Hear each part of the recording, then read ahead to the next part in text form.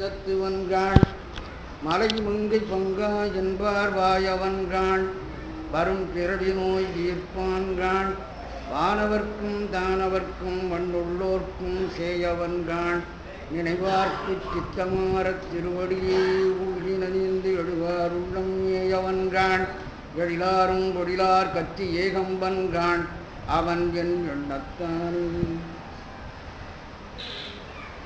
விழிக்கு துணை திருமென்மலர்பாதங்கள் மெய்மை குன்றா மொழிக்கு துணை முருகா எனும் நாமங்கள் முன்பு செய்த வழிக்கு துணை அவன் பன்னிருதோடும் பயந்த தனி வழிக்கு துணை வடிவேலும் செங்கோடன் மயூரனுமே அவையேறும் நெஞ்சினேன் குற்றமுறை கற்று அவையேற வைத்தவளும் நல்ல சுவையேறும் செந்தமிழ் பன்னூல் விளக்கும் சீர் ஜெகநாதகுரு நாம் தழைத்தாள் செல்லுக்கு அழகு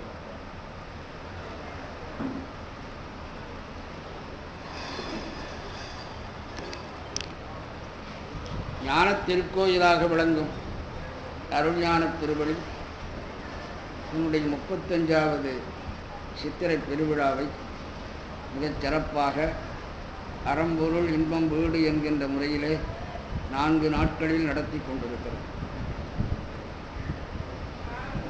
4க்கும் சைவ நெறிக்கும் மிக நெருக்கமான தொடர்பு. எல்லாம் அங்கே 4 தான். சமயாச்சாரியர் 4வர், சந்தானாச்சாரியர் 4வர், நெறி 4, புருஷார்த்தங்கள் என்று சொல்லக்கூடிய ஒரு மனிதன் அடைய வேண்டிய பொருள்கள் 4. அருள்ஞான பெருவழியினுடைய விழாவும் 4 நாள்.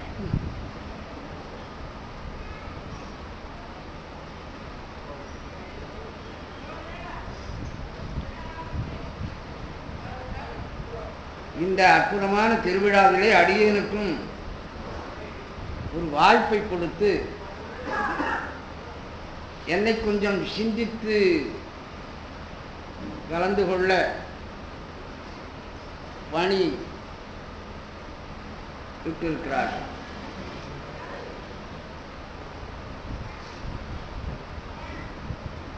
அடியார் பெருமக்களை காணுவதே ஒரு பெரிய காட்சி. வருகிற பொழுது அவர்களெல்லாம் பூர்த்தி அர்ச்சனை செய்து கொண்டிருக்கின்ற அற்புதமான காட்சியை பார்க்கிற போது இந்த காட்சியை காண வேண்டும் என்பதற்காகத்தான் நம்மை இறைவன் இங்கே வரவழைத்திருக்கிறான் என்று எதை எதை எப்படி செய்ய வேண்டுமோ அதை அவ்வாறு செய்ய தெரிந்தவர்கள் தேமுடியார் சுவாமி. அவருடைய தொண்டர்களும் அப்படித்தான். நான் அடிக்கடி பல இடங்களிலே நானும் அவரும் இடையிலே சந்தித்து பேசி மகிழ்ந்திருக்கிறோம். அதனாலே முழுகுவார் உள்ளத்திலிருந்து தன்னுடைய வினைகளை நன்கு முடிக்கக்கூடியது. இன்னும் சொல்லப்போனால் நான் அதிகமாக சொல்லுவது புறநானூற்றில் ஒரு பாட்டுக்கு விளக்கம் என்றால் அது தேமுடியார் சுவாமிகள் என்று சொல்லுவேன். திருவள்ளுவர் ரொம்ப சுருக்கமாக அதை சொல்லியிருக்கார். பண்புடையார் பட்டுண்டு உலகம் அறிகின்றேல் மண்புக்கும் ஆய்வு உண்டாளமொழி உலகம் என்று புறநானூற்றில் இருக்கு. தமக்கென முயலார் ஒன்றால் பிறர்க்கென முயலுனர் உண்மையான. இத்தனை பேருக்குமாக செய்து அவர் ஏற்பாடு செய்ததுதான் அருள்ஞான பெருமை. அவருடைய மனத்தில் அப்படி ஒரு எண்ணம் உண்டாகி இப்படி ஒரு நிறுவனத்தை, ஒரு அறக்கட்டளையை உண்டாக்கி அதை பேராலமரமாக தழைத்து பலருக்கும் நிழல் செய்யக்கூடியதாக எம்பெருமானுடைய திருவடி நிழலை பலருக்கும் தேடி தருவதாக அமைய வேண்டும் என்று அவர்கள் நினைத்திருக்கிறார். அதனால சொன்ன தமக்கென முயலான் ஒன்றால் பிறர்க்கென முயலும். இந்த வார்த்தைக்கு விளக்கமாக இருக்கக்கூடியவர்கள் சுவாமி. அவருடைய எண்ணம் எப்படியோ அதே போல இங்கே இருக்கிற அத்தனை தொண்டர்களும் அந்த வழியில் மிக அருமையாக செயல்பட்டு கொண்டிருக்கிறார்கள். இந்த காட்சியே ஒரு நேர்த்தியான ஒரு அமைப்பு.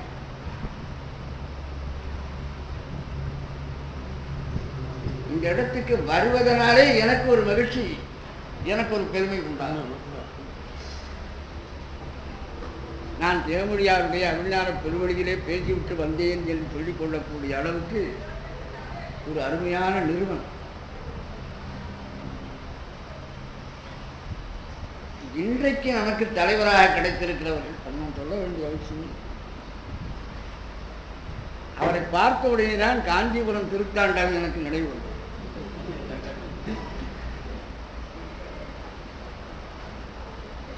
தமிழ்த்தாத்த ஐயர் அவர்களுடைய மாணவர். ஒரு சில நாட்கள் அவருடைய நிறைவு காலத்திலே உடனிருந்த ஒரு பெரிய பாக்கியத்துக்குரியவர். தமிழே இங்கே வந்திருக்கிறது என்று சொல்லலாம். அது மாத்திரமில்லை, தேமுடியாருக்கு ரொம்ப பிடித்தமான திருமந்திரத்துக்கு விளக்க உரை எழுதினார். எனக்கும் ஒரு வாய்ப்பு அந்த திருமந்திரத்தில் அற்புதமாக உரை எழுதியிருக்கிறார். திருமந்திரத்துக்கு பல பேர் முன்னால் உரை எழுதியிருந்தாலும் அவர்கள் எழுதிய உரை நல்ல தெளிவாக எளிமையாக மற்றவர்கள் சுலபமாக புரிந்து அணுகக்கூடிய அளவுக்கு இருக்கக்கூடிய ஒரு நல்ல உரை. இப்படிப்பட்ட ஒரு சிறந்த தலைமையில பேசுகிற ஒரு வாய்ப்பு அடியனுக்கு கிடைத்தது. அதனால்தான் நான் கொஞ்சம் தைரியமா இருக்கிறேன். நான் என்ன உளறினாலும் பொறுத்து கொள்வாங்க.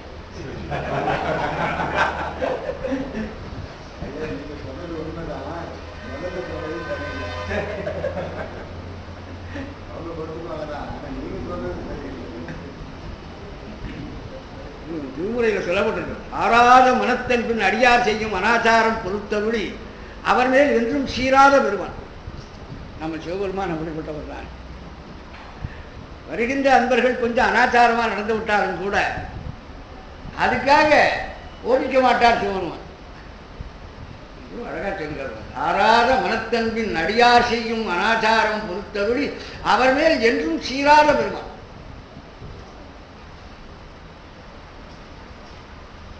என்னடியார் தவறு செய்யார், செய்தாரே நன்றி செய்தாராகும். ஒருவேளை தவறு செய்தாலும் கூட நல்லதை செய்திருந்தால்தான் கருதப்படும். இதுதான் நம்முடைய சமயத்தினுடைய அடிப்படை கொள்கை. இறைவனிடத்தில் வந்து சேர்ந்து விடு, அதுக்கு பிறகு வேற எதை பற்றியும் நீ சிந்திக்க வேண்டாம். உன்னுடைய குறைகளை பற்றி எல்லாம் ஆராய வேண்டிய அவசியம் இல்லை. இங்கே வந்தாலே போதுமானது. அதை நமக்கு கற்றுத்தருவதுதான் நம்முடைய திருமுறை.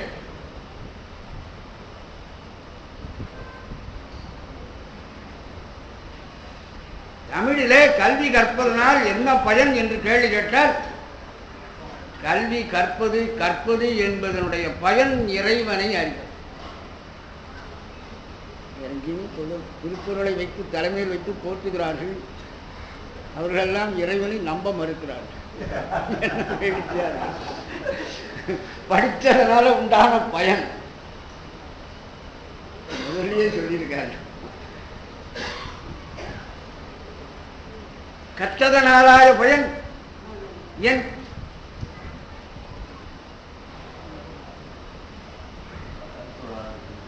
பால் இறைவன் நல்தாள் தொழார். இறைவனை புரிந்து கொள்வது மாத்திரமல்ல, இறைவனை வணங்க வேண்டும் என்று சொல்லுகிறார்.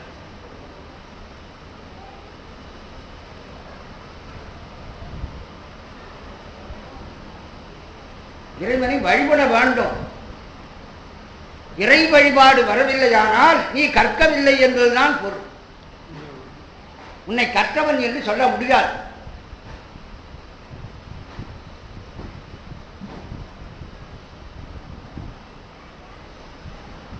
இந்த அடிப்படை தான் திருமுறைகளின் தோற்றத்துக்கே காரணம். இறைவனை உணர்ந்து கொள்ளாமல், இறைவனை அனுபவிக்க கற்றுக்கொள்ளாமல் இருக்கிற கல்வியினாலே எந்த பயனும் இல்லை.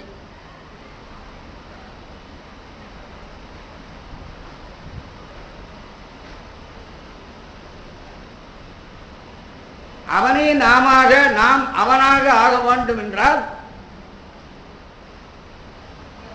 இடையராது அவனை நினைக்க வேண்டும், இடையராது அவனை பற்றி பேச வேண்டும், இடையராது அவனை வழிபட வேண்டும். மனத்தாலும் வாக்காலும் உடம்பாலும் இறைவனோடு நமக்கு ஒரு தொடர்பை ஏற்படுத்திக் கொள்ள வேண்டும். நாம் இப்பொழுது அதிகமாக உலகத்தோடு தொடர்பு ஏற்படுத்திக் கொள்ளுகிறோம். இந்த தொடர்பை இறைவனோடு அதிகமாக ஏற்படுத்திக் கொள்ள வேண்டும்.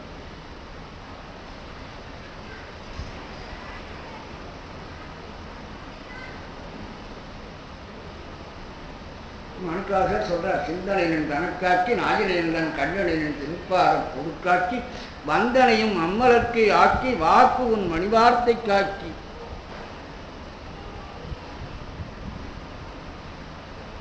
நிறைய திருமுறைகள் இருந்து அதற்கு ஆதாரங்களை நாம் எடுத்து காட்டலாம்.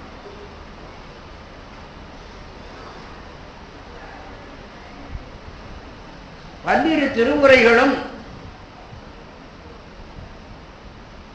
அதுபோல 14 மெய்கண்ட சாத்திரங்களும் தோத்திரம் சாத்திரம் என்கின்ற வகையில சைவ சமயத்தினுடைய 2 கண்களாக அமைந்தது. ஏன் நான் சைவ சமயத்தை பிரதானமாக சொல்லுகிறேன் என்று சொன்னால், உலக சமயங்களுக்கெல்லாம் தாய் சமயமாக இருப்பது சைவ சமயம். சைவ சமயத்தினுடைய கொள்கைகளில் ஒவ்வொன்றை எடுத்துக்கொண்டு போய் தனித்தனி சமயமாக பெயர் சொல்லிக் கொண்டன. மற்றவர்கள் நான் ஏதோ புகழ்ச்சிக்காக சொல்ல வரல, ஆதாரத்தோடு நான் பல இடங்களிலே சைவத்தினுடைய தொன்மையை பற்றியும் அதனுடைய நேர்மையை பற்றியும் உலகளாவிய நிலையை பற்றியும் பல மேற்கோள்களோடு சொல்லியிருக்கிறேன். தான் இங்கே நாம் சுருக்கமாக அதை ஞாபகப்படுத்தணும்.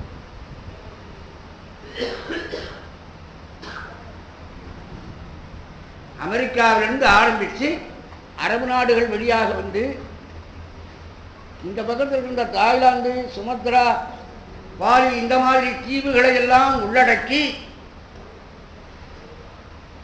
இந்தியா, இலங்கை, ஆஸ்திரேலியா என்று நீங்க போனீங்கன்னா அங்கே எல்லாம் சைவம் இருந்திருக்கிறது, சைவம் வளர்ந்திருக்கிறது.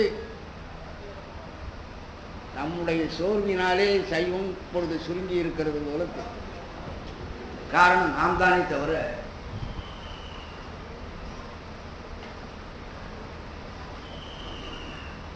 ஆஸ்திரேலியாவில் இருக்கக்கூடிய பழங்குடிகள் ஆடுகிற நடனம்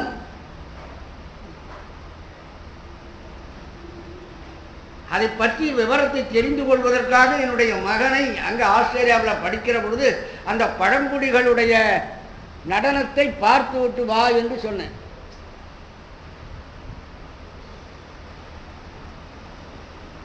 அவர்கள் ஆடுகிற நடனத்துக்கு பெயர் தெரியுமா? சிவா டான்ஸ். இங்கே இருக்கு ஆஸ்திரேலியாவில் ஆதிவாசிகள் ஆடுகின்ற நடனத்துக்கு சிவா டான்ஸ்.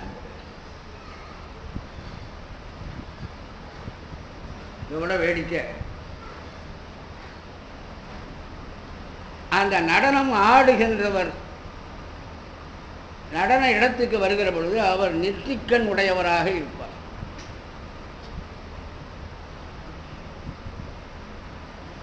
தெற்கு நோக்கி அமர்கிறார். வலது காலை இடது தொடை மேல் போட்டு உட்காருகிறார். அதுக்கு பிறகு அவர் எதிரிலே நடனம் ஆடுவார். நடனம் ஆடுகிற எல்லாருமே நெற்றிக்கண் உடையவர்.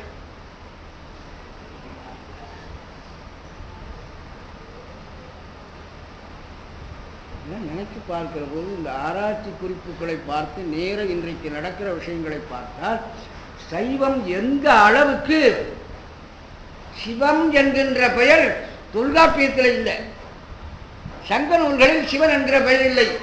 ஆனால் ஆஸ்திரேலியாவில் அவர்கள் சிவா டான்ஸ் என்று அதை சொல்லுகிறார்கள். நம்ம மொழிக்கு அதுக்கு ஏதாவது சம்பந்தம் உண்டா? அந்த ஆதிவாசி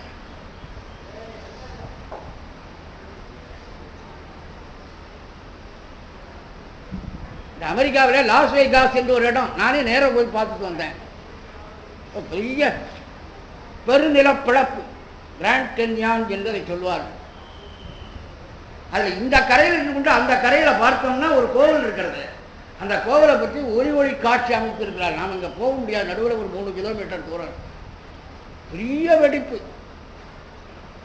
13 விதமான நிலப்படிமங்கள் அதில் அந்த வெடிப்பில் நமக்கு தெரிகிறது. பூமி கீழே இருந்து எப்படியெல்லாம் இருந்திருக்கிறது என்று. அவ்வளோ பெரிய நிலப்பழப்பு. அதுதான் கிராண்ட் கென்யான் என்று சொல்லுறாங்க. அது அந்த கரையில் கோவில். அந்த கோவிலுக்கு பெயர் அவர்கள் எல்லாம் நம்ம ஆளுகளாக இருந்தால் எல்லாத்தையும் மறைச்சிருமா, பழையாளியில் வடமொழியில் மறைச்ச மாதிரி. அவர்கள் உள்ளதை உள்ளபடி அங்கே போன அமெரிக்கர்கள் ஐரோப்பாவிலிருந்து கொலம்பஸ் கண்டுபிடிச்ச உட்பாடு அந்த அமெரிக்காவுக்கு போய் சேர்ந்தார்கள். அவர்கள் இந்த பழைய சின்னங்களை ஒளி காட்சியில் அமைத்து காண்பித்திருக்கிறார்கள். அந்த ஒளிக்காட்சியில அந்த கோயில் அங்கே இருந்த ஆதிவாசிகள் வழிபட்ட கோயில், அது சிவா டெம்பிள். இந்த கடக்கோடிக்கும் அந்த கடக்கோடிக்கும் நான் சொல்லியிருக்கேன். இது மாதிரி நடுவில் நிறைய சொல்றோம்.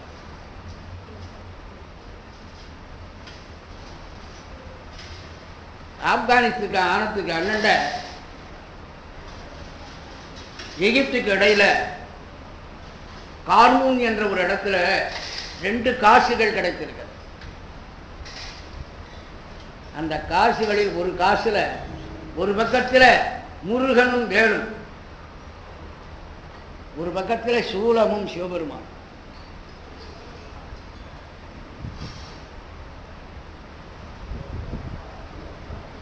இந்த காசு ரொம்ப பழைய காலத்து காசு. அது அரபு நாடுகளை ஒட்டி நமக்கு கிடைத்திருக்கிறது என்று சொன்னால், ஆசிய பகுதியிலேயும் கூட சிவ சமயத்துக்கு மிகப்பெரிய வன்மை நிறைய சொல்லலாம். திருவாவை மகாநாடத்தில் ஷயாமில் நடக்கிறது. அரசாங்க செலவில் முஸ்லீம் ஆளுகின்ற ஒரு இடத்துல இன்றைக்கும் திருவம்பாவை மகாநாடு இந்த பேரே போயிருக்கிறது. மாணிக்கவாசகருடைய திருவம்பாவையும் ஆண்டாளுடைய திருப்பாவையும் இந்த பெயரோடைய இந்த நூல் பெயரே அங்கே நடக்கிறது. இதெல்லாம் நினைச்சுப்பார். நாமெல்லாம் சாதாரணமானவர்கள் அல்ல. ஒரு உலகளாவிய ஒரு பெரிய சமயத்துக்கு சொந்தக்காரர்களாக பிறந்தவர்கள்.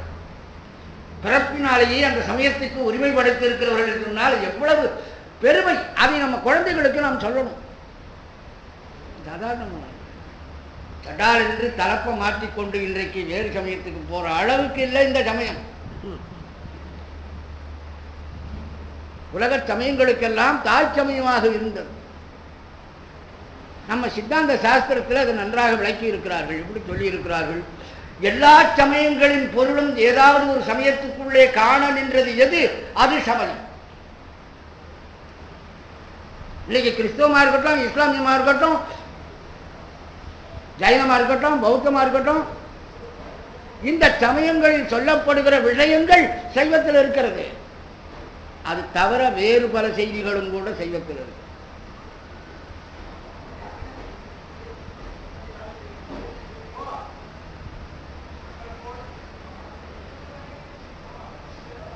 தத்துவம் என்று சொன்னால் அது சைவ சமயத்திலே இருக்கிற விளக்கத்தை போல வேறு எந்த சமயத்திலையும் கிடையாது. பெரும்பாலானவர்கள் திருக்குறளில் இருக்கின்ற அறக்கோட்பாடுகள் அளவுக்குத்தான் மற்ற சமயங்கள் இருக்கிறது. ஆழ்ந்த நிலையிலே உயிரினுடைய அடிப்படை கொள்கையை ஆராய்ந்து அடிப்படையான நுண்ணிய தத்துவங்களை பற்றி பேசுவது சைவ சமயம்தான். நம்ம சாஸ்திரங்கள்ல நாம் நிறைய பார்க்கலாம். நிகண்ட சாஸ்திரங்கள்ல விரிவா சொல்லி, நிகண்ட சாஸ்திரம் வந்தாற்பாடுதான் சைவ சமயம் தத்துவ விரிவுடையதாக இருந்தது நினைக்கிறதுக்கு இல்லை. நிகண்ட சாஸ்திரங்கள் தோன்றுவதற்கு 1000 ஆண்டுகளுக்கும் முன்னாலேயே சைவ சித்தாந்த தத்துவங்கள் அறியப்பட்டிருந்திருக்கின்றன. சங்ககால இலக்கியங்கள்ல அதையெல்லாம் நாம் பார்க்கிறோம்.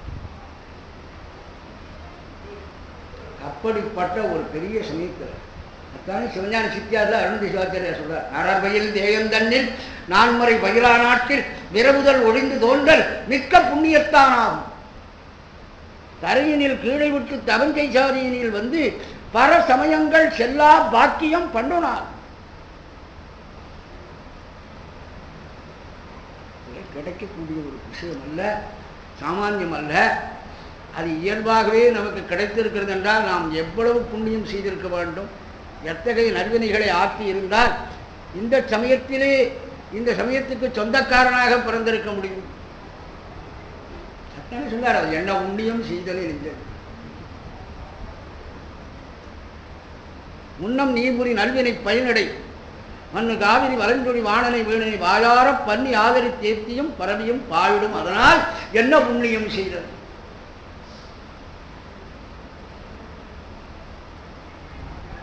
இந்த சமயத்துக்கு வந்த உட்பாடு இந்த சமயத்தினுடைய 2 கண்களையும் நான் தெரிந்து கொள்ள வேண்டும் அல்லவா? அதுதானே தாத்வியம் சாஸ்திரமும் சூத்திரமும். அது 12 என்று நாம் சொல்லுகிறோம் கணக்கில். மெய்கண்ட சாஸ்திரத்தில் கூட மெய்கண்டாருக்கு முன்னாலே எழுந்த அனுபவ நூல்களாகிய திருவுந்தியார் திருக்கழித்துப்படியாரை நீக்கி பார்த்தால் 12 சாஸ்திரங்கள் தான் சந்தானாச்சாரிய பரம்பரையிலே வந்த சாஸ்திரம்.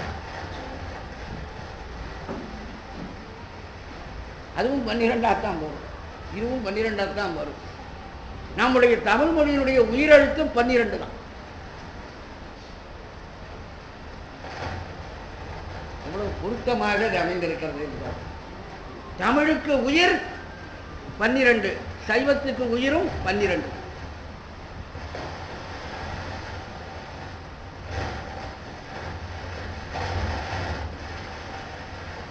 அதிலேயும் இன்றைக்கு நான் ஒரு திருமுறையில ஒரு பாசுரத்தை பற்றி தான் இன்றைக்கு நான் ஞாபகப்படுறேன்.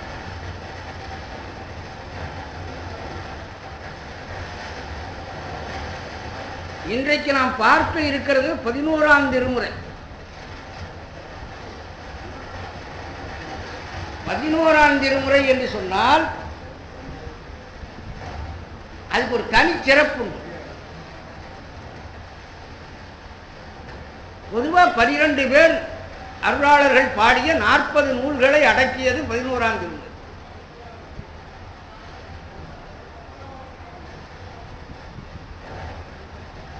உயிரெழுத்து 12ல் 11வது எழுத்து என்னன்னு நினைச்சுக்கோங்க. ஓ, அது பிரணவ ரூபமாக இருக்கிறது. அதனாலதான் விநாயகரை பற்றிய தோற்றம் நூல் அதில் அமைந்தது. ஓகாரமாகிய பிரணவ வடிவத்தை 11ஆம் திருமுறைக்கு ஆதார எழுத்தாக சொல்லுவார்.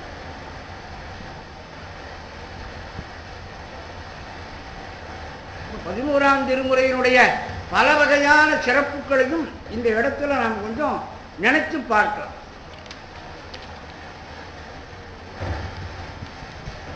இறைவனே எழுதிய திருமுக பாசுரம் இந்த 11ஆம் திருமுறையில் இருக்கு. 2 சமயத்தில் 2 பேரிடத்துல சீட்டு கொடுத்து அனுப்பினார் சிவபெருமான். அதில் ஒரு பெரிய கடிதம் சேரமான் பெருமாள் பாணபத்திரர் மூலமாக பெற்ற கடிதம்.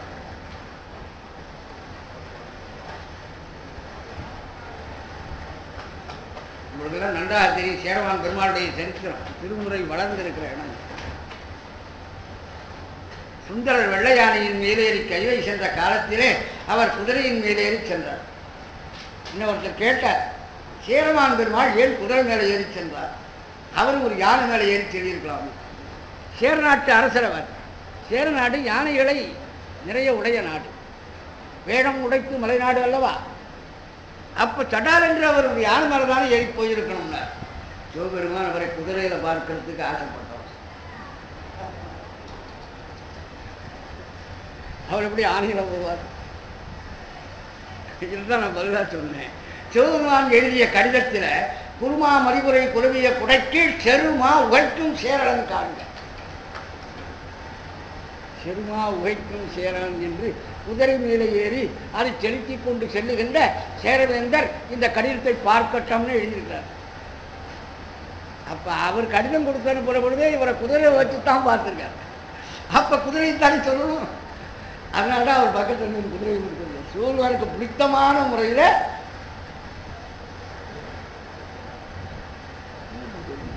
சிவபெருமானி அளித்த திருமுகத்தை உடையது என்று சொன்னால் 11ஆம் திருமுறைக்கு ஒரு தனிச்சிறப்பு இருக்கிறது என்று தெரிகிறது அல்லவா. பல பேர் எழுதுகிற பொழுது எப்படி ஒரு திருமுறை சிறப்பெய்துகிறது என்பதை நினைத்து பாருங்க. அது மாத்திரமல்ல, சங்க இலக்கியத்தில் உள்ள தமிழ் நூலாகிய திருமுருகாற்றுப்படை இந்த 11ஆம் திருமுறையிலே சேர்க்கப்பட்டிருக்கிறது. அப்ப தமிழும் சைவமும் ஒன்று என்று காட்டுகிறது. தமிழையும் சைவத்தையும் பிரிக்க முடியாது. தமிழுக்கு சைவம்தான் உயிர். தமிழ் மொழி உடல் என்று சொன்னால் சைவம் அதற்கு உயிராக இருப்பது. ஆகவே தமிழ் இலக்கியத்தோடு திருமுறைகளுக்கு உள்ள தொடர்பை ஞாபகப்படுத்துகின்ற முறையில் 10 பாட்டின் முதல் பாட்டாகிய திருமுருகாற்றுப்படை இந்த 11ஆம் திருமுறையிலே சேர்க்கப்பட்டது. காரைக்கால் அம்மையார் எழுதிய திருமுறைகள் இந்த 11ஆம் திருமுறையில் சேர்க்கப்பட்டது. தாயும் இலை தந்தை இலை தான் தனியன் ஆனவரை மஞ்சள் எனக் கொள்ளும் ஒரு மாத்தாய். தாயும் தந்தையும் இல்லாத சிவபெருமானுக்கு அம்மாவாக இருந்தவர். அவர் அம்மா என்று இவர்கள் அழைத்தார்கள், இவர்கள் அப்பா என்று அழைத்தார்கள். சிவபெருமானுக்கு தாயாந்தகுதி படைத்த அம்மையாரை, அவர் எழுதிய திருப்பாசுரங்களை தன்னகத்தடக்கிய 11ஆம் திருமுறை மற்ற திருமுறைகளின் தனிச்சிறப்புடையது. இன்னொரு விஷயம், திருமுறைகளை இப்படித்தான் பாட வேண்டும் என்கின்ற முறைக்கு பண்ணமைத்து பாடியவர் அம்மையார். முதல் ஞானசம்பந்தர் அமைத்த முதல் திருமுறை நட்டபாடை என்ற பண்ணிலே அமைந்தது.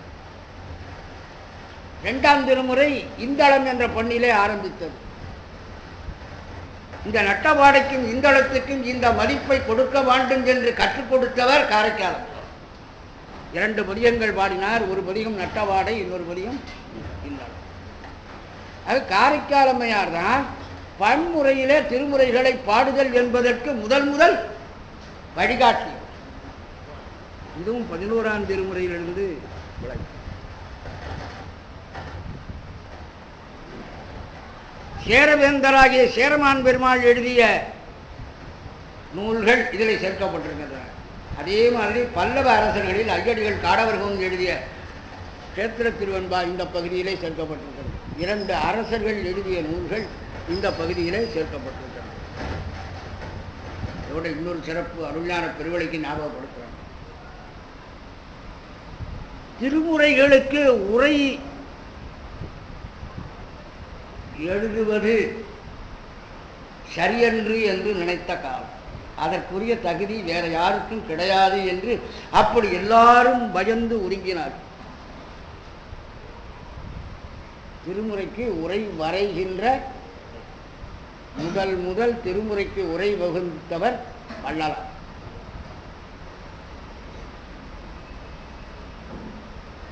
பதினோராம் திருமுறையிலே உள்ள சேரமான் பெருமாள் நாயனார் எழுதிய பொன்வண்ணத் தந்தாதிக்கு வேரியன் பாதம் படியும் என்ற பாடலுக்கு பெரிய விரிவுரை எழுதியிருக்கிறார்கள் வள்ளலார். அவர்கள் தான் திருமுறைக்கு உரை வரைந்த பெருமைக்கு உடையவர். திருமுறைகளுக்கும் உரை வரையலாம், திருமுறைகளில் நீங்கள் ஆழ்ந்து படிந்து உரை எழுதலாம் என்று மற்றவர்களுக்கு வழிகாட்டி எழுதப்பட்ட அந்த உரை 11ஆம் திருமுறையிலிருந்து தான் வந்தது. சிறு பிரபந்தங்கள் என்பது தமிழுலகத்திலே மிகச் சிறப்பாக பேசப்படக்கூடிய 96 வகையான பிரபந்தங்கள்.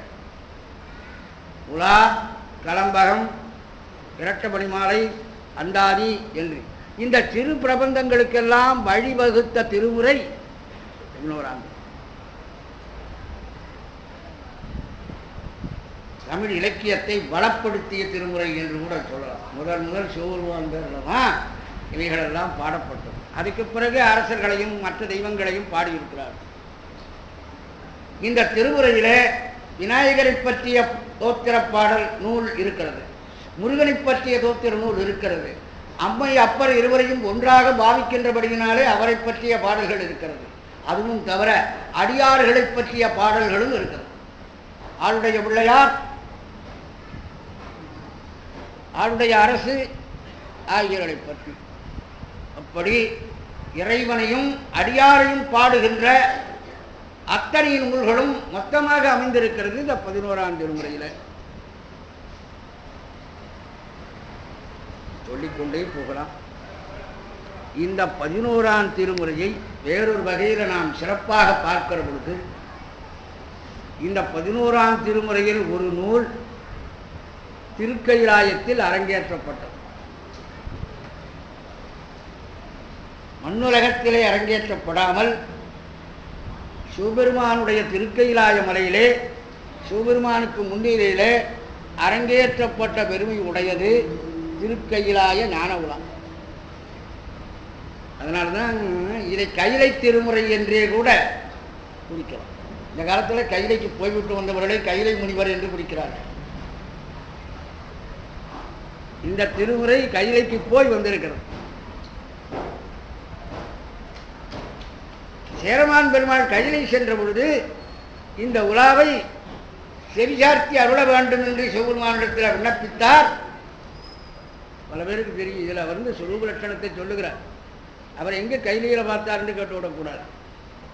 உங்களுக்கு ஒரு முக்கியமான செய்தியை நான் ஞாபகப்படுத்துகிறேன். கைலை கைலை என்று சொல்லுகிறார்களே, அப்போ சிவபெருமான் அங்கே இருக்கிறார், தேவர்கள் எல்லாம் இங்கே போய் வணங்குகிறார்கள் என்றெல்லாம் சொல்லுகிறாரு. அவ்வளவு சுலபமானவரா சிவபெருமான்?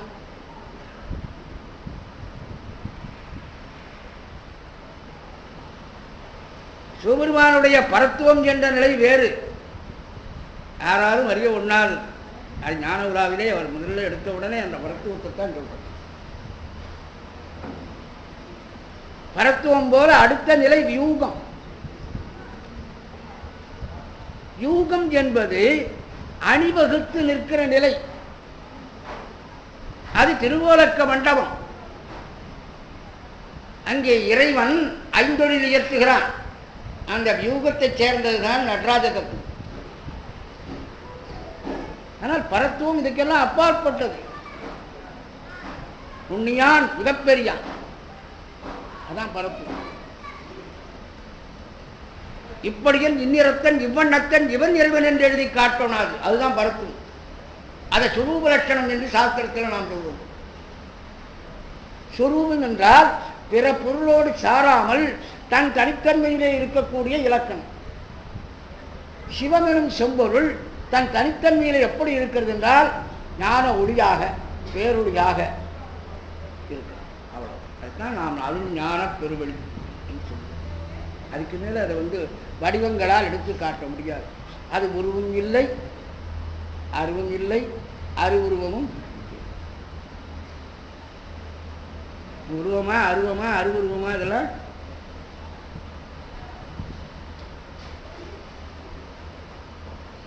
அதனால்தான் நவந்தரு வேதம் என்று சிவத்தை சொல்லுகிறார்கள் சாஸ்திரத்தில். உருவம் 4, அருவம் 4, அருவுருவம் 1. இப்படி 9 விதமான வேதங்களாக. அது சிவத்தினுடைய சொந்த வடிவம் அல்ல. சிவஞான சித்தியார்கள் சொல்லும் பொழுது நவந்தரு வேதம் எங்கள் நாதனே நடிப்பன். நடிப்பன்னா என்ன அர்த்தம்? அவர் வேற ஆளு, நடிக்கிறவர். நவராத்திரியில சிவாஜி கணேசன் 9 வேஷங்கள்ல வர்றார். 9 அவருடைய வேஷம். அப்ப அவர் இந்த 9க்கும் அப்பாற்பட்டவர். அதுதான் நவந்தரு வேதம் எங்கள் நாதனே நடிப்பன் என்று ஒரே வார்த்தையில் எழுதினார். சுரூப லட்சணம் என்பது நீங்கள் நெருங்க முடியாது, அனுபவிக்கலாம், ஒன்றாகலாம், ஆனால் ஆராய்ச்சிக்காக. இறைவனுடைய சொரூப லட்சணம் நாம் சாக்கியத்தில் 2 கலக்கிற பொழுது ஒன்றாகி அனுபவிக்க முடியும், ஆராய முடியும். அனுபவம் தானே நமக்கு தேவை. மாந்தோப்புல நுழையிறான், 3 பேர் போகிறார்கள். ஒருத்தன் அந்த மாந்தோப்பை காக்கின்ற காவல்காரனிடத்தில் என்ன கேட்கிறான்? இது என்ன மாமரம்? இது எப்படி பயிர் செய்வது? நாற்று எங்கே கிடைக்கும்? இது மகசூல் எவ்வளவு வரும்? இப்படித்தான் ஒருத்தன் கேட்டுக்கொண்டிருக்கிறான். இன்னொருத்தன் அந்த மாந்தோப்பினுடைய வித்தீரணத்தை அளக்கிறான். அந்த வித்தீரணத்துக்குள்ள எத்தனை மரங்கள் இருக்கிறது என்று கணக்கு போடுறான். 3வது ஒரு ஆள் என்ன பண்ணான், அந்த பக்கமாக போய் ஒரு பழத்தை எடுத்து பறித்து சாப்பிட்டான். ஆனந்தமா இருக்கிறது. யார் ரொம்ப புத்திசாலி? ஆராய்ச்சி பண்ணவனா அனுபவிக்கிறவனா? நாமெல்லாம் ஆண்டவனை அனுபவிக்க கற்றுக்கொள்ள வேண்டும் தவிர ஆராய்ச்சி பண்ண கூடாது. நிறைய பேர் ஆராய்ச்சி பண்ணி முடிச்சுட்டார். இவன்தான் இறைவன் என்று நமக்கு சொல்லிவிட்டார்கள். அதுக்காகத்தான் சமயாச்சாரியர்கள் வந்தார்கள். நடந்து நடந்து ஒவ்வொரு தலம் தலமாக சென்று இவன் இறைவன், பிரமாபுரம் மேவிய பெம்மான் இவனன்றே எங்கா அவஸ்தப்படுறீங்க? கடவுளை தேடி காத தூரம் நடக்க வேண்டாம், உங்க பக்கத்திலேயே இருக்கிறார். வியூகத்திலே இருந்து கொண்டு இறைவன் திருமால், பிரம்மன், இந்திரன் முதலானவர்களை எல்லாம் கொண்டு உலக காரியத்தை நடத்துகிறார். அதுதான் கையிலையங்கிரி. யுகத்திலிருந்து பலவிதமான வடிவங்களை எடுத்துக்கொண்டு தன்னுடைய அன்பர்களுடைய குறையை தீர்ப்பதற்காக வருவான். அது விபவம், அவதாரம். எல்லாருடைய உள்ளத்துக்குள்ளேயும் உயிருக்கு உயிராக இருந்து கொண்டு அவற்றை இயக்கிக் கொண்டு இருக்கிறார். அது அந்தர்யாமித்துவம்.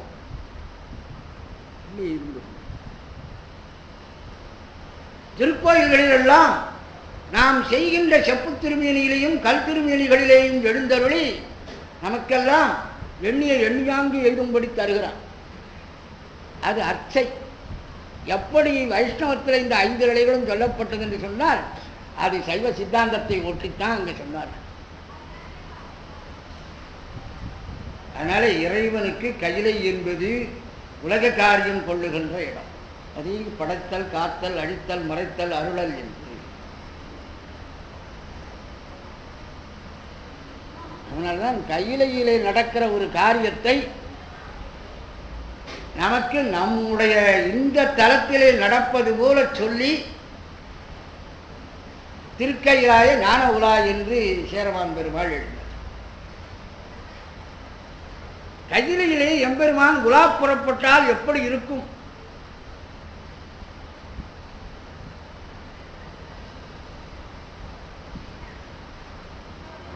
அது இன்றைக்கு மயிலையிலேயும் நடக்கிறது.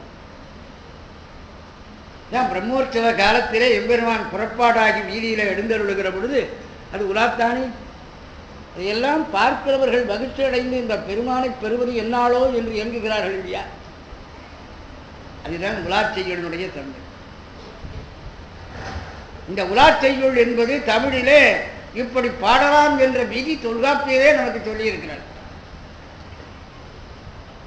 காமப்பகுதி கடவுளும் வரையார் ஏனூர் மருங்கினும் என்மனார் புலவர் என்று சூத்திரம். காமப்பகுதி கடவுளும் வரையார். இறைவன் வீதியிலே உலா வருவதாக சொல்லி அவனை பார்த்து மற்றவர்களெல்லாம் ஆசைப்பட்டதாக பாடுகின்ற தன்மை தமிழுக்கு உரியது. பிற மொழிகளில் பார்க்க முடியும். நாம் இறைவனோடு சம்பந்தத்தை ஏற்படுத்திக் கொண்டோம். உறவு சம்பந்தம் நமக்கு இறைவனுக்கும் உண்டு. மற்றவர்களெல்லாம் எட்ட வைத்துத்தான் பார்த்தார்கள். இறைவனை நமக்கு சொந்தமாக பார்க்கிறவர்கள் தான். அதனால்தான் உலா போகின்ற தன்மையை பற்றி பாடுகின்ற தன்மை தமிழுக்கு உண்டு என்று அவர் கொடுத்திருக்கிறார். இதை உரையாற்றில் எழுதும் பொழுது கடவுள் மாட்டு மானிடப் பெண்டீர் நயந்த பக்கம். மானிடப் பெண்டீர் என்றால் பெண்கள் என்று அப்படின்னு சொல்லலாம், மானிடமாகிய பெண்டீர் என்று சொல்லலாம்.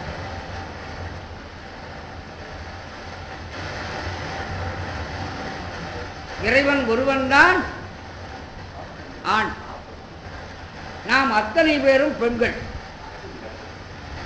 நாம் இறைவனை அடைகின்ற பொழுது இறைவனை பார்த்து பரவசப்பட்டு அவனை பெற வேண்டும் என்று விரைகின்ற வேகம்தான் உலாச்செய்யுளில் 7 பருவ பெண்கள் இறைவன் உலா போகின்ற காலத்திலே அந்த பெருமானை பார்த்து ஆசைப்பட்டதாக பாடியிருக்கிறார். இங்கே 7 பருவ பெண்கள் என்று நினைக்காதீர்கள். 7 நிலையிலே உள்ள ஆன்மாக்கள், உயிர்களாகிய.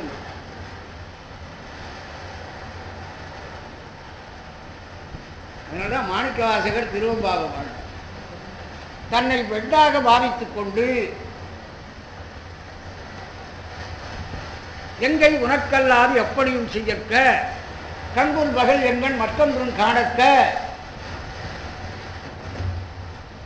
என்று இறைவனையே கணவராக பெற வேண்டும் என்று அவர் பாடினார். ஆண்டாள் திருப்பாக பாடினார். சொல்லுகிற பொழுது ஆண்டாளுக்கு அது பள்ளவடை, ஆனால் மாணிக்கவாசகருக்கு மேட்டுமடை.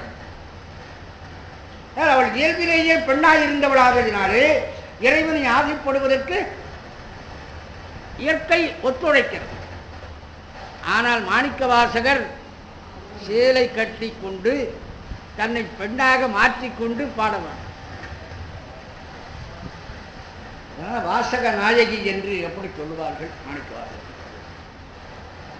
வள்ளலாரும் அப்படி தன்னை நாயகியாக ஆக்கி கொண்டு பாடியிருக்கிறார்.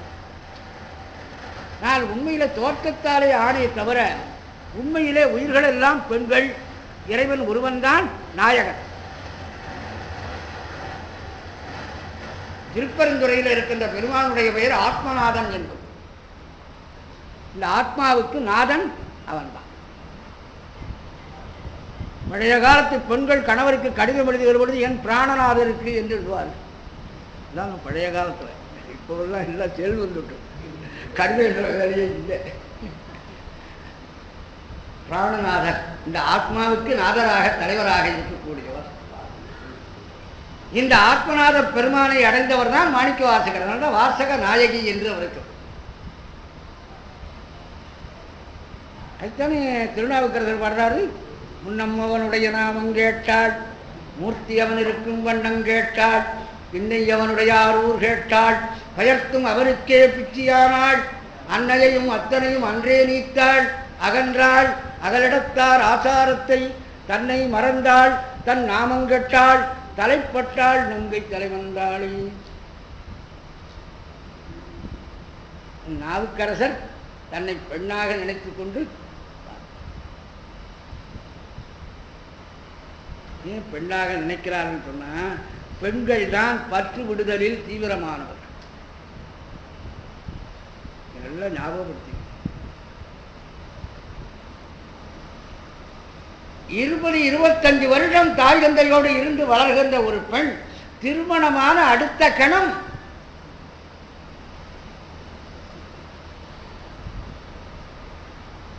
பூந்த வீட்டுக்கு போயிட்டு திரும்பி வருவா. அம்மா கேட்பாங்க, 2 நாள் இருந்துட்டு போடி, உங்க அண்ணன் அமெரிக்காவிலேருந்து வராரு, அவரை பார்த்துட்டு போறான், நீ போமா, அவரு கையும் ஓடாது காலும் ஓடாது. இல்லைன்னா அங்கே ஒண்ணுமே நடக்காது. ஏதோ மகாசக்தி சிவபெருமானுக்கு இருக்கிற மாதிரி அவர் சொல்லுவோம், அவருக்கு கையும் ஓடாது காலும் ஓடாது. 25 வருஷம் என்கிட்ட வளர்ந்தவனாக நீ இப்ப என்ன புதுசா கண்டுட்ட கேட்கலாம். ஆனா அவ மனசுல இருக்கிறது அவளுக்கு தான் தெரியும். அந்த நாயகன் தான் தானே வள்ளலார் சொன்னார், நான் மறந்தேன் எனிலும் எனைத்தான் மறவான் எனது நாயகன் என்று ஆடுகின்றேன், எனினும் இதுவரையும் உன் மறந்தேன் உயிர் மறந்தேன், உணர்ச்சியெல்லாம் மறந்தேன் உலகமெல்லாம் மறந்தேன், இங்கு உன்னை மறந்தறியேன். வான் மறந்தேன் வானவரை மறந்தேன் நம் மாலையனை மறந்தேன், உன் மறந்தேன் உயிர் மறந்தேன் உணர்ச்சியெல்லாம் மறந்தேன் உலகமெல்லாம் மறந்தேன், இங்கு உன்னை மறந்தறியேன். பால் மறந்த குழவியைப் போல் பாரேல் இங்கு இணையை பரிந்து எனது அருற்றோடி புரிந்து மகிழ்ந்தவன். என்னை கைவிட்டுடாதே. ஆண்டவனை நாயகனாக கருதி நம்மை பெண்களாக கருதி கொண்டு வழிபாடு செய்வது சைவ சமயத்திலே மிக உயர்ந்த சன்மார்க்க நெறி. அதுதான் சன்மார்க்கம். காதல் நெறியில தான் எல்லாவற்றையும் கைவிட்டுவிட்டு நாயகன் ஒருவனையே உறுதியாக பற்றி நிற்கின்ற நெறி, அவனே எல்லாம் என்று நினைக்கின்ற நிலை வரும். அவன் இறைவனாகிவிட்டால் இறைவனே எல்லாம் என்று நினைக்கின்ற அந்த நிலை உயிருக்கு வாய்ப்பு விடுமானால் உயிர் பற்றத்தார் சேர் பரம்பொருள் என்கின்ற முறையிலே பற்று அற்றுவிடுகிறது. விருப்பு விருப்பற்ற நிலையில இறைவனை சார்ந்து விடுகிறது. அதுதானே தேவை. அதுதான் இறைவன் எதிர்பார்க்கிறோம். இறைவனுக்கும் உயிருக்கும் என்ன வேறுபாடு?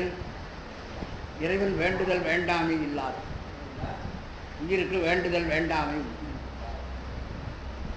உயிருக்கு விருப்பு வெறுப்பு உண்டு, இறைவனுக்கு வேண்டுதல் வேண்டாமை இல்லை. என்றைக்கு இந்த உயிர் வேண்டுதல் வேண்டாமை இல்லாததாக ஆகிறதோ அப்பொழுது இது பாலுடு கலந்த நீரை போல இறைவனோடு கலப்பதற்கு பொருந்தும். அதனால தான் இறைவன் அதுவரையும் கேட்கறது இல்லை, எட்ட வச்சு பார்த்து. இந்த உயிருக்கு வேண்டிய உபகாரங்களை எல்லாம் செய்கிற இறைவன் உயிரை தன்னோடு ஆக்கிக் கொள்வதற்கு தக்க பருவத்தை நோக்குகிறார். என்ன பருவம் அது? விருப்பு வெறுப்பற்ற சமநிலை. அதைத்தான் இருவினை ஒப்பு என்று சாஸ்திரத்தில் எழுதி குழப்புகிறார். விருப்பம் இல்லாமல் வெறுப்பும் இல்லாமல் இருக்கிற நிலம். இன்றைக்கு நாம திருக்கோயிலில் சிவபெருமானுக்கு அலங்காரத்தை செய்து வைத்து மாலை இட்டு இறைவனை நிறுத்தி விடுவோம். இறைவன் என்ன செய்கிறார்? மணமாலையோடு நிற்கிறார். இன்றைக்கு எந்த பெண் வரப்போகிறாள் என்று நம்ம எதிர்பார்க்க. நாம எத்தனை பேர் போறோம்? அவர் தான் மாப்பிள்ளை கோலத்தோடு இருக்கிறார். இங்கேயுமே பாருங்க, மணவரையில் மணமகன் தான் உட்கார்ந்துருப்பார். பொண்ணை அழிச்சிட்டு வாங்க, பொண்ணை அழிச்சிட்டு வாங்கன்னு சொல்லுவாங்க. பொண்ணார உட்கார வச்சு மாப்பிள்ளை அழிச்சிட்டு வர்றது. சிவருமான் அப்படிதான் உட்கார்ந்துருக்காரு. பொண்ணை அழிச்சிட்டு வாங்க. வருகின்ற பெண்ணையெல்லாம் என்னை அணைக்க வருகின்றாயா என்று கேட்கிறார். அதுக்குரிய பக்குவம் உனக்கு வந்து விட்டதா என்று பார்க்கிறார். பக்குவப்பட்ட பெண்கள் நாயகனை பெற்று இன்பத்தை அனுபவிக்கிறார்கள். அதுதான் விஷயம். இதைத்தான் உலாச்செய்யுள் என்று நமக்கு செய்து வைத்தார். உலாச்செய்யுள் என்று சொன்ன உடனே இலக்கியக்காரர்கள் என்ன பண்ணிவிடுகிறார்கள்? இது தாசி தெருவிலே இந்த உலா போகிறார் சிவபெருமான். அங்கே இருக்கிற 7 பருவத்து பெண்களும் சிவபெருமானை விரும்புகிறார்கள் என்று அது உலகியல் நோக்கில் அப்படி பார்க்கலாம். ஆனால் உண்மை அதுவல்ல. உலகத்திலே 7 விதமான ஆன்மாக்கள், இந்த ஆன்மாக்கள் தங்களுடைய நிலைக்கு ஏற்ப இறைவன் உலா வருகிற பொழுது அவனை அடைவதற்கு காத்து நிற்கிறார்கள். தங்களுடைய ஆசையை வெளியிடுகிறார்கள், இயங்குகிறார்கள், இறைவனை பார்த்து பற்றி கொள்ளுகிறார்கள். அதைத்தான் 7 பருவ மங்கையர்கள் தன்னை காதலிக்க அந்த பிரபந்தத்துக்கு தலைவனாக இருக்கக்கூடிய அந்த பெருமான் வீதியிலே உலா வருகின்றான் என்று அப்படி ஒரு உலாச்செய்யுளாக நமக்கு சொன்னார். அது நமக்கு கற்றுக் கொடுக்கிற பாடம், இறைவனை நாம் காதலிக்க வேண்டும். உலகத்தில் யாரையாவது காதலித்தால் வம்பு தொம்பு வரும். இறைவனை காதலித்தால் கவலை இல்லை. என்றும் இன்பம், இன்பமே என்னாலும் துன்பம் இல்லை சொன்னார். ஆனால் உலக காதல் இன்பத்தையும் ஏற்படுத்தும், அது கிடைக்கிறவர்கள் துன்பத்தையும் ஏற்படுத்தும். நமக்கு தெரிகிறது. யாராவது ஒருத்தர் இடைஞ்சல் பண்ணுவாங்க. இந்த காதலுக்கே உள்ளது சங்கடம். அதனால்தான் பாரதியார் எழுதுவது காதல் காதல் காதல் காதல் பூஜின் சாதல் சாதல் சாதல். காதலையும் சாதலையும் சும்மா ஒரு இடத்தை மாற்றி சொன்னதற்கு காரணம் இதில் இந்த சங்கடம் இருக்கத்தான் செய்கிறது என்றால், அதனாலே இந்த காதலை திருப்புங்கள் இறைவனிடத்தில். அதுதான் இந்த உலாவினுடைய நோக்கம். அதனால்தான் ஞான உலா என்று இருக்கு.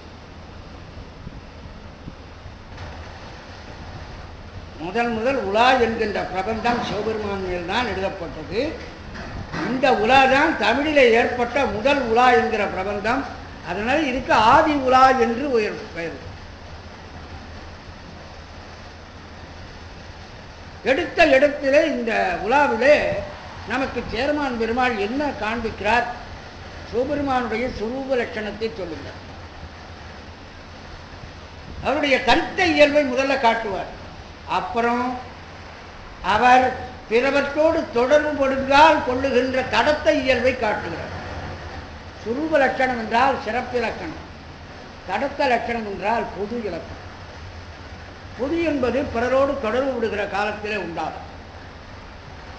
அப்பொழுது அங்கே அருவம், உருவம், அருவுருவம் இதெல்லாம் ஏற்படும். ஆனால் சொரூபத்தில் அது எதுவுமே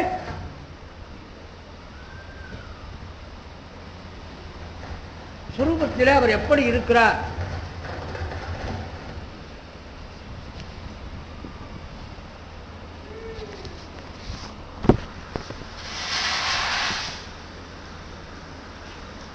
திருமாலும் நான்முகனும் தேர்ந்து உணராது அன்று அங்கு அருமால் உற அழலாய் நின்றார்.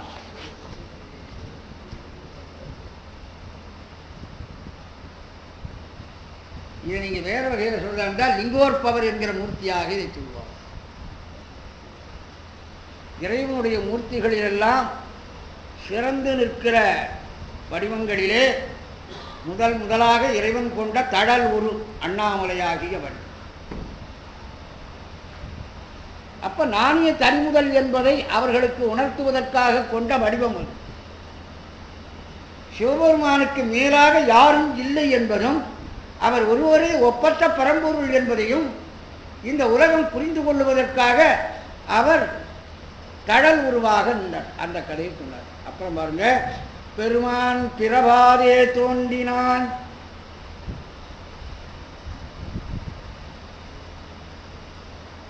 பிறவாதே தோன்றினான். தோன்றினான் என்று சொன்னால் பிறருடைய கண்ணுக்கு புலனாகின்றான் என்று அர்த்தம். பிறருக்கு தெரிய வருகிறான். தோன்றுதல் பிறர் பார்க்க வருது, பிறத்தல் அல்ல. அது தெளிவா சொன்னார். இவர் பிறவாதே தோன்றினான் என்று. திருக்குறள் ஒரு இடத்துல இந்த தோன்றல் என்ற வார்த்தை வருகிறது. தோன்றில் போலோடு தோன்றுக, அவிலார் தோன்றலில் தோன்றாமின். இதுக்கு பிறக்கின்ற போது புகழோடு பிறக்க வேண்டும். அப்படி பிறக்க முடியாதவர்கள் பிறக்காமல் இருப்பது நல்லது என்றுதான் பொருள் எழுதியிருக்கிறார். பழைய உரை. அது எப்படி சரியா வரணும்னு நமக்கு புரிகிறது. பிறக்கும் போது புகழோடு பிறக்க வேண்டும்னால் எப்படி பிறக்க முடியும்? புகழ் என்பது ஒருவன் பிறந்த பிற்பாடு செய்கின்ற செயல்களால் விளைவது. பலரை வெற்றி கொள்ளுவதனாலே வீரத்தினாலே புகழ் பெறலாம். பலருக்கு கொடுத்து இல்லாதவர்களுக்கெல்லாம் ஏற்றம் பெற வைப்பதனாலே கொடையினாலே புகழ் பெறலாம். இந்த கொடை புகழ், வீரப்புகழ், இன்னும் சொல்ல போனால் கல்வி புகழ், மிகுந்த செல்வத்தை உடையதாக இருக்கிறதுனாலே உண்டாகிற புகழ் என்று இப்படியெல்லாம் பிறந்த பிற்பாடு செய்கின்ற செயல்களாலே தான் ஒருவனுக்கு புகழ் உண்டாகுமே தவிர பிறக்கும் போது எல்லாரும் பிறப்புக்கும் எல்லா உயிரும். அப்ப அது புகழோட பிறக்க முடியுமா? இந்த குறளுக்கு என்ன பொருள்னா, தோன்றி நீ பிறருக்கு தோன்றுகின்ற பொழுது புகழோடு தோன்றுக. உன்னை பற்றி புகழாக சொல்ல வேண்டும். அந்த மாதிரி பிறருக்கு உன்னுடைய பெயர் வெளிப்படட்டும். இல்லைன்னா குப்பன் துப்பனை போல நீயும் இருந்து விடுவது நல்லது. உங்களை பற்றி யாராவது கேட்டா அவரா பெரிய ரவுடிங்க, பயங்கரமான ஆளாச்சே, இந்த மாதிரி பிறருக்கு அறிமுகம் ஆகக்கூடாது. தோன்றில் புகழோடு தோன்றுக, புகழுடையவனாக பிறர். அங்கே தோன்றுதல் என்பது பிறருக்கு வெளிப்படுது.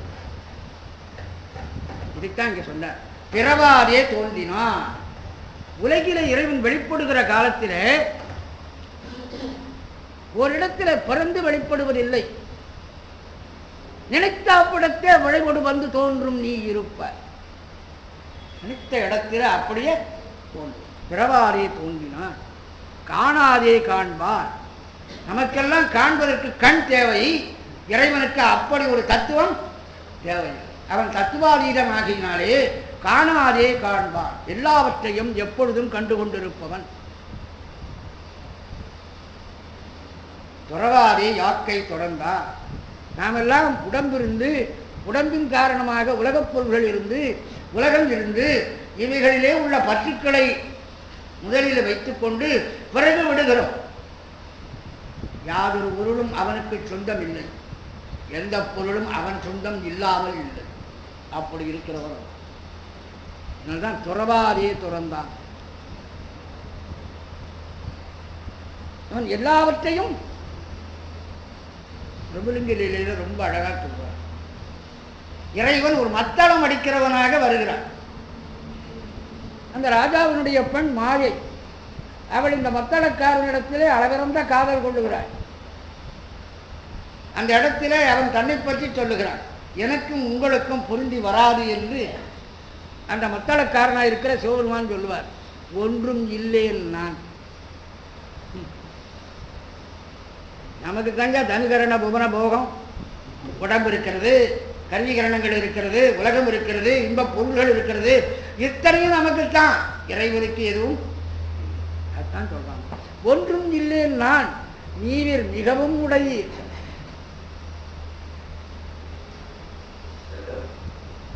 நீங்கள் அரச ஜாதி, எனக்கு என்ன ஜாதின்னே தெரியாது. நான் என்ன ஜாதி சொல்லுங்க. நாம ஜாதியை விடாம பிடிச்சிக்கிட்டு இருக்கோம். அவனுக்கு ஜாதியே இல்லை. அப்ப நாம 2 பேரும் எப்படி சேர முடியும்? நாம ஜாதியை விட்டாத்தான் நாம போக முடியும். என்று அரசர் குலமடந்தை ஜாதி எரியா விகிதல் அன்றி மகளிர் நீர் நான் ஆடவும். அதனால என்றும் உங்கள் உடன் உறைவு அடாது. நான் உங்கள் வீட்டிலே உங்களோடு சேர்ந்திருப்பது என்பது நடக்காத காரியம். அது எதிர்பார்க்காது. அப்பா இறைவன் ஒன்றும் இல்லாதவன், அவனுக்கென்று எதுவும், அவன் இல்லாமல் எதுவும் இல்லை. கூடவே அதையும் சேர்த்து இறைவனை பற்றி சொல்லுகிற பொழுது உடன்பாடு எதிர்முறை 2ம் சேர்ந்தே வரும். அதான் சொன்னாங்க, முறைமையால் ஆழாதே ஆழ்ந்தான். ஆழ வேண்டும் என்று ஆழ்ந்தில்லை, எல்லாவற்றுக்கும் கீழே அவன் இருக்கிறான். பாதாளம் வேடினீழ் சொற்கழிவு பாதமர. ஆழாதே ஆழ்ந்தான், அகலாதே அகலியான். விரிந்து செல்லுகிறான். விரிந்து செல்ல வேண்டும் என்கின்ற குறிப்பினாலே அல்ல, அவன் எப்பொழுதும் விரிந்தே இருக்கிறான்.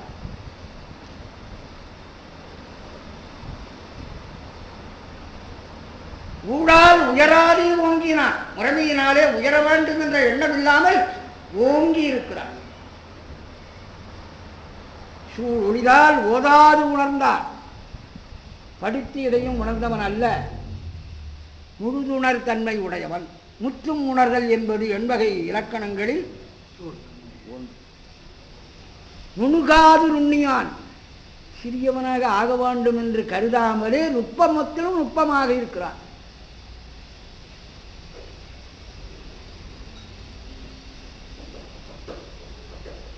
யாதும் அணுகாது அணுகியான். எதையும் நெருங்க வேண்டும் என்று அவன் நினைத்து பார்க்கிறதில்லை, ஆனால் எல்லாவற்றோடும் நெருங்கி இருக்கிறான். தன விறகில் தீயினன் வாலில் படும் நெய்வோல் மறைய நின்றுடன் மாமணி சோதியான். உறவு கோல் நட்டு உணர்வு கயிற்றினால் முருக வாங்கி கடைய அவனை அன்பால் அடையலாம். அதான் உறவு கோல் நட்டு என்று சொன்னார்.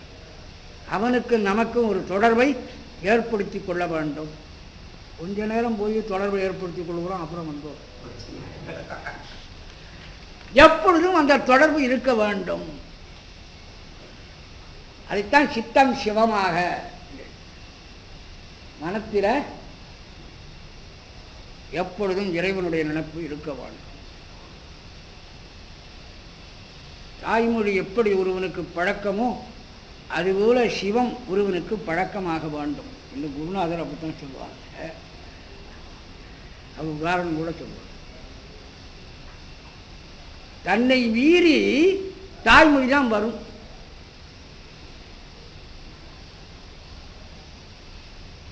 இந்தாஞ்சார்ஜ் பபரி வருகிறார் இந்தியாவில், கல்கத்தாவில். அப்போதான் முதல்ல கல்கத்தா தான் அவர்களுக்கு தலைமையிடமாக இருந்தது பிரிட்டிஷ் ராஜ்யத்துக்கு ஆரம்பத்தில். அதுக்காக தமிழ்நாட்டில் இருந்த போலீஸ்காரர்களை எல்லாம் கல்கத்தாவில் 6 மாதம் முன்னாலேயே அழைத்து அவர்களுக்கு ட்ரைனிங் கொடுக்கிறார்.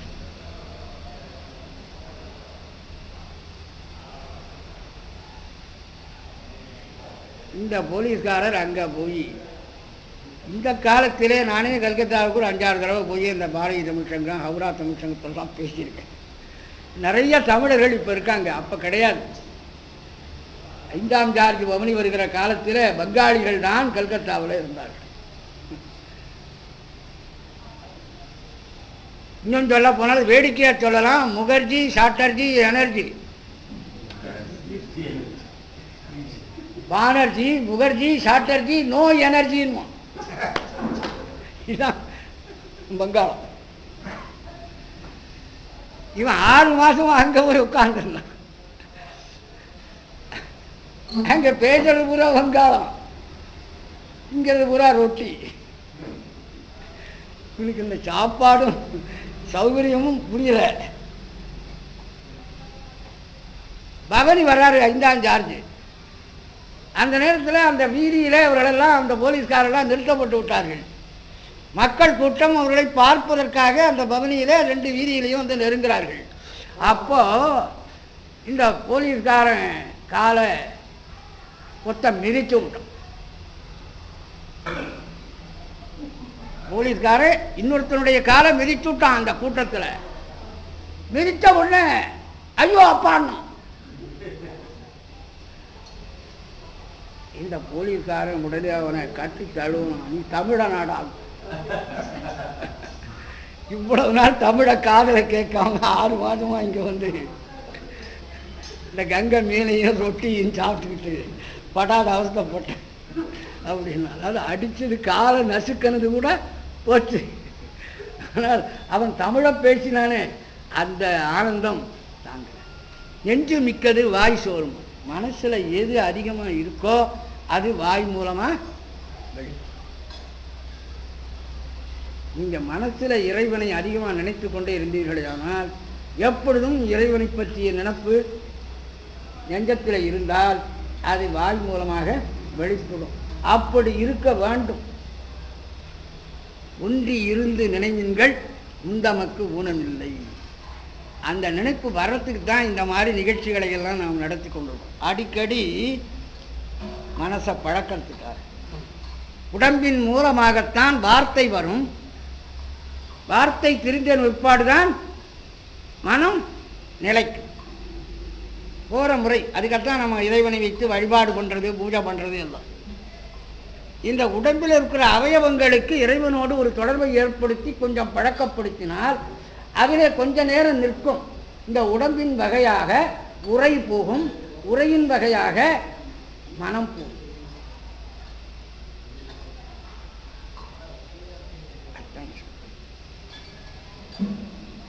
துறவாதே யாக்கை துறந்தார். இப்படி உண்மைக்கும் அணுகாது அணுகியான். எல்லாரையும் அணுகிக் கொண்டிருக்கிறான். ஆனால் அணுக வேண்டும் என்று நினைத்து அணுகியவன் இல்லைன்னா வெளியிலே இருந்து உள்ள வரலன்னு அர்த்தம். இறைவன் நம்முடையே இருந்து கொண்டிருக்கிறான். நாம் இறைவனை சென்று அடைவதும் இல்லை, இறைவன் வந்து நம்மை அடைவதும் இல்லை. ஏன் நாம் இறைவனை சென்று அடைகிறோம் என்று சொன்னால், இறைவன் எல்லா இடங்களிலும் இருக்கிறானே, அவனை சென்று அடைய வேண்டிய அவசியம் என்ன? அப்ப இறைவன் ஏதோ ஒரு இடத்துல இருக்கிறான் என்று அர்த்தமாயிடும்.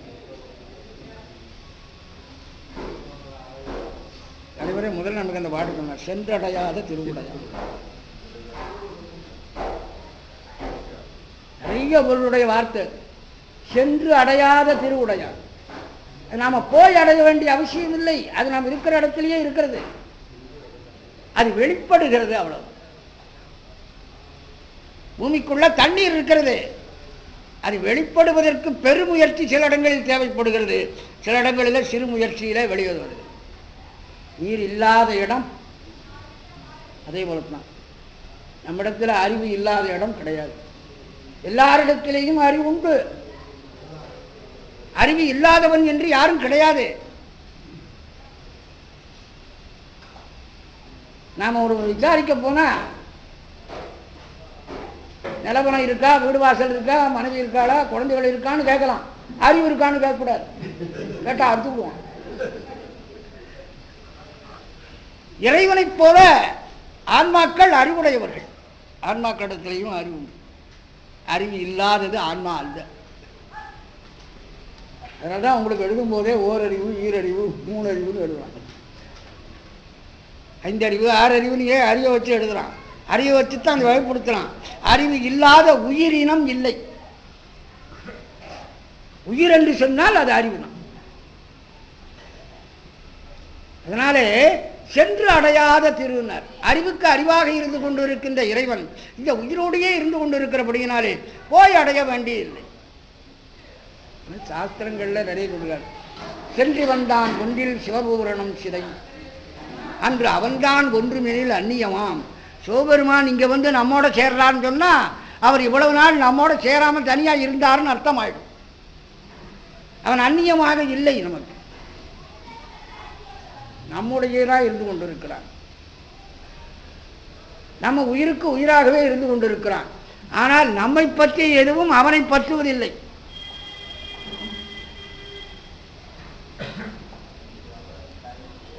நாம் சில அழுக்குகளை பற்றி கொள்ளுகிறோம், ஆனால் அவனை அந்த அழுக்குகள் பற்றாது, நம்மோடு தான் அவனும் இருந்து கொண்டிருக்கிறான். என்று நீ அன்று நான், அன்றே உயிரை பற்றி நிற்கின்ற மலங்களும் உள்ளது. ஆணவம், கண்மம், மாயை இவ்வளவு இருந்து கொண்டிருக்கிற பொழுதே இறைவனும் இவர்கள் கூட இருந்து கொண்டிருக்கிறார். இங்கே இறைவன் முன்னோடு இருக்கிறான், ஆனால் முத்தியிலே நீ இறைவனோடு இருக்கிறாய். நீ இறைவனோடு இருப்பதற்கும் இறைவன் உன்னோடு இருப்பதற்கும் வித்தியாசம் இருக்கிறது. இறைவன் உன்னோடு இருந்தாலும் அவன் விரும்பினாலன்றி உன்னை அறிந்து கொள்ள விட மாட்டான். ஆனால் நீ அவனோடு இருக்கிற பொழுது நீ அவனை அறிந்து கொண்டுதான் அடைகிறாய். அப்பொழுது உனக்கு அவன் வெளியாகிறான். இவ்வளவையும் சொல்லுகிறது இந்த இடத்துல அணுகாது அணுகியார். இப்ப அவனுடைய தடுத்த லட்சணம், அவன் அரியாய் காப்பான், அயனாய் படைப்பான், அரணாய் அழிப்பவனும் தான்.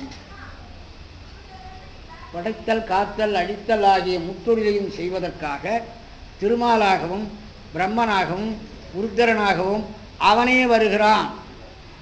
சாஸ்திரத்தில் இந்த ரெண்டு விஷயங்களையும் ரொம்ப சுருக்கமாக காமிச்சிருக்காங்க. இன்னாலே பவனி வருகின்ற பொழுது உலாவிலே வருகிறவர்கள் சிலர் நமக்கு சொல்ல போகிறார்.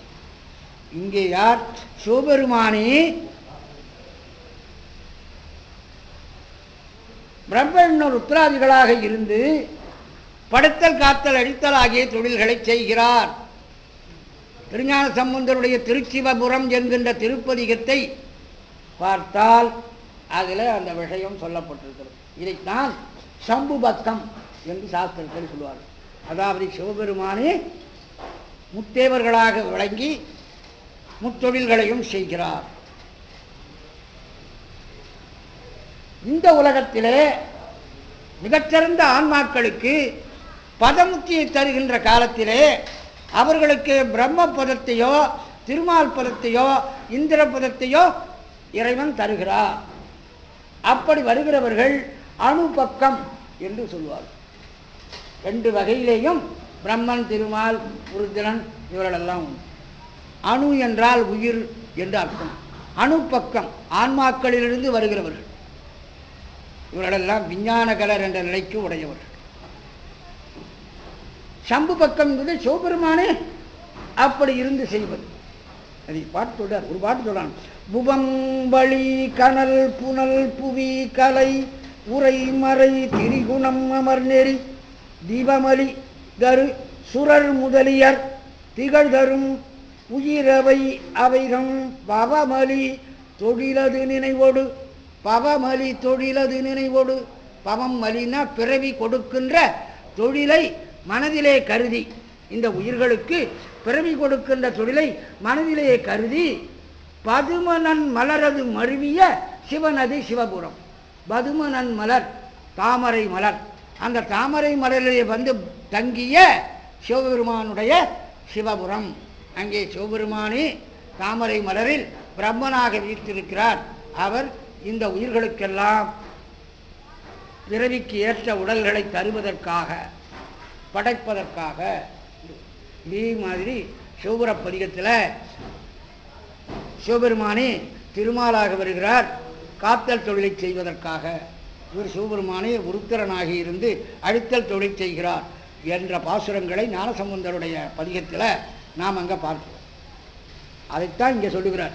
ஆதி அரியாகி காப்பான், அயனாய் படைப்பான், அரணாய் அழிப்பவனும் தானே. இப்படியெல்லாம் இருந்தாலும் பரனாய தேவர் அறியாத தோற்றத்தான், தேவர் அறியாத தோற்றத்தான், தேவர்களாலும் அறிய முடியாத இயல்பினை உடையவன். தேவரைத்தான் மேவியவாறே விதித்தமைத்தான். தேவர்களை தான் எந்தெந்த பணியிலே யாரை நிறுத்த வேண்டுமோ அந்தந்த பணியிலே நிறுத்தி நடாத்துகிறார். அப்போ இவனே அந்த பணிகளை செய்வதும் உண்டு, இவன் பிற தேவர்களுக்கு அந்த பணியை விதித்து அமைத்து செய்வதும் உண்டு. ஓவாதே எவ்வுருவில் யார் ஒருவர் உள்குவார் உள்ளத்துள் அவ்வுருவாய் தோன்றி அருள் செய்வான். எந்த வடிவத்திலே யார் நினைக்கிறார்களோ அந்த வடிவத்திலே அங்கே அவர்களுக்கு தோன்றி நினைத்த அவ்விடத்தே விளைவோடு வந்து தோன்றும் நீ இருப்பாய்.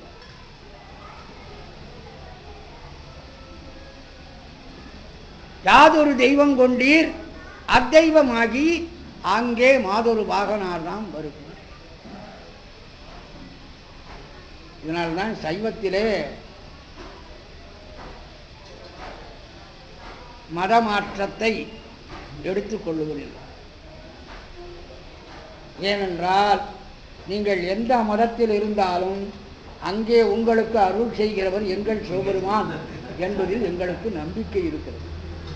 உங்களுக்கு உங்கள் கடவுள் எங்களுக்கு அந்த மாதிரி அருள் செய்யும் என்ற நம்பிக்கை இல்லை.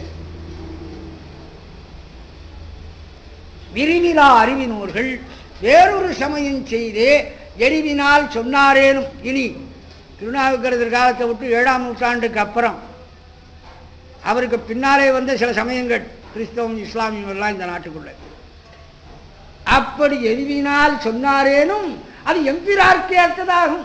அங்க வருகிறவரும் எங்க சிவபெருமான் தான், இதில் சந்தேகம் இல்லை.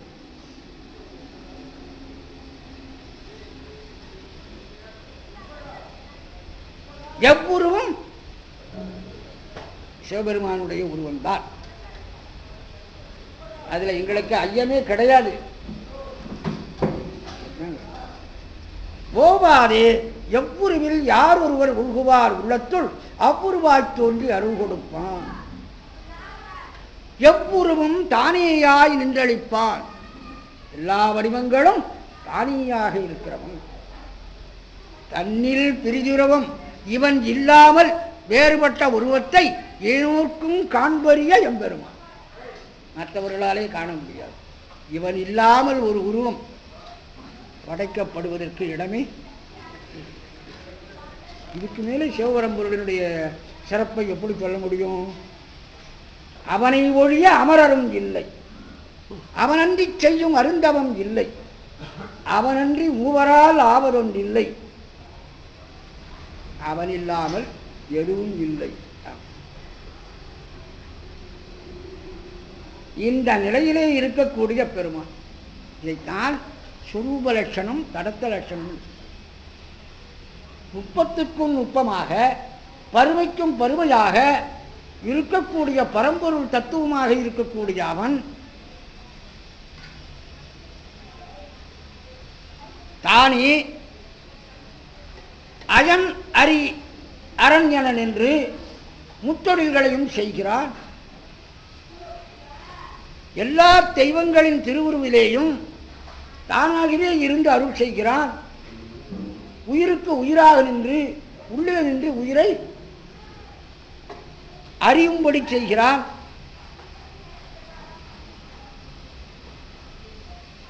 அவன் நுண்ணியான், மிகப்பெரியான். இந்த இறைவனுடைய இலக்கணத்தை சிறப்பும் பொதுவுமாகிய 2 முறையில் முதல்ல சொல்லிவிட்டு அப்புறம் உலாவுக்கு செல்லுகிறார்.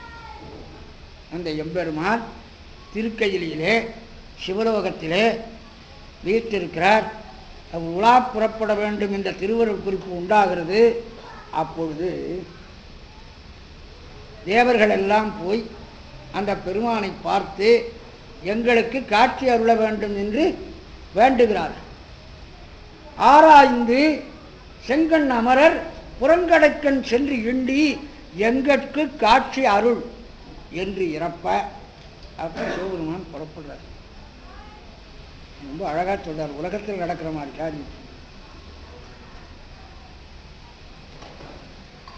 உமாதேவியானவள் சிவபெருமானுக்கு அலங்காரம் செய்கிறாளாம். வெளியில புறப்படுறோம்.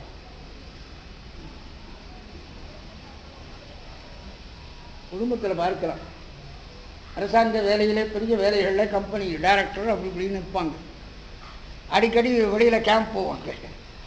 அப்போ அவங்களுடைய மிஸ்ஸஸாக இருக்கிறவங்க என்ன பண்ணுவாங்க, அவங்களுக்கு வேண்டிய சட்ட துணிமணி போக்குவரத்து பெட்டியெல்லாம் தயாராக இருக்கா, ரெடி ஆகி போச்சு. அவங்க தானே செய்கிறாங்க. அவருக்கு அதெல்லாம் பார்க்கக்கூடிய இது வராது. அவருக்கு என்ன தேவை, என்னென்ன வேண்டும், எவ்வளவு தேவை, எத்தனை நாள் தங்குறார், இதெல்லாத்தையும் பார்த்து செய்ய வேண்டிய வேலை அவருக்கு. சொன்னா இங்கே ஆசிரியர் புறப்படுகிற காலத்தில் உண்டு அவருடைய மனைவியார் எடுத்து வைப்பாங்க, இல்லைன்னா நான் எடுத்து வைப்பேன். இங்கே குருநாதன் கிவா யா அவர்கள் புறப்படுகிற அடிக்கடி வெளியூர் போவார்கள். போகின்றன அவருடைய தேவைகளுக்கு எல்லாத்தையும் நான் அங்கே இல்லை, கல்லூரியில் மயிலத்தில் இருக்கேன்னு சொன்னால் அந்த நேரத்தில் அவர் புறப்படுறாருன்னா அவங்க வீட்டில் எடுத்து வச்சுருவாங்க. நான் போனேன்னா என்ன வேசி எல்லாம் எடுத்து வச்சிட்டீங்களா. அதனால் சொல்கிறேன், இங்கே கைலாய ஞானவராக எழுதும்போது சிவபெருமானுக்கு அலங்காரம் செய்து வெளியே புறப்படும் போது அவருக்கு யார் அலங்காரம் செய்து விடுறாங்கன்னு சொன்னால் அம்மையார். தத்துவம் இருக்கு. சிவபெருமானுடைய வடிவம் அலங்காரம் எல்லாம் திருவருளால் விளைவது. அவருக்கு வடிவமும் கிடையாது, அலங்காரமும் கிடையாது.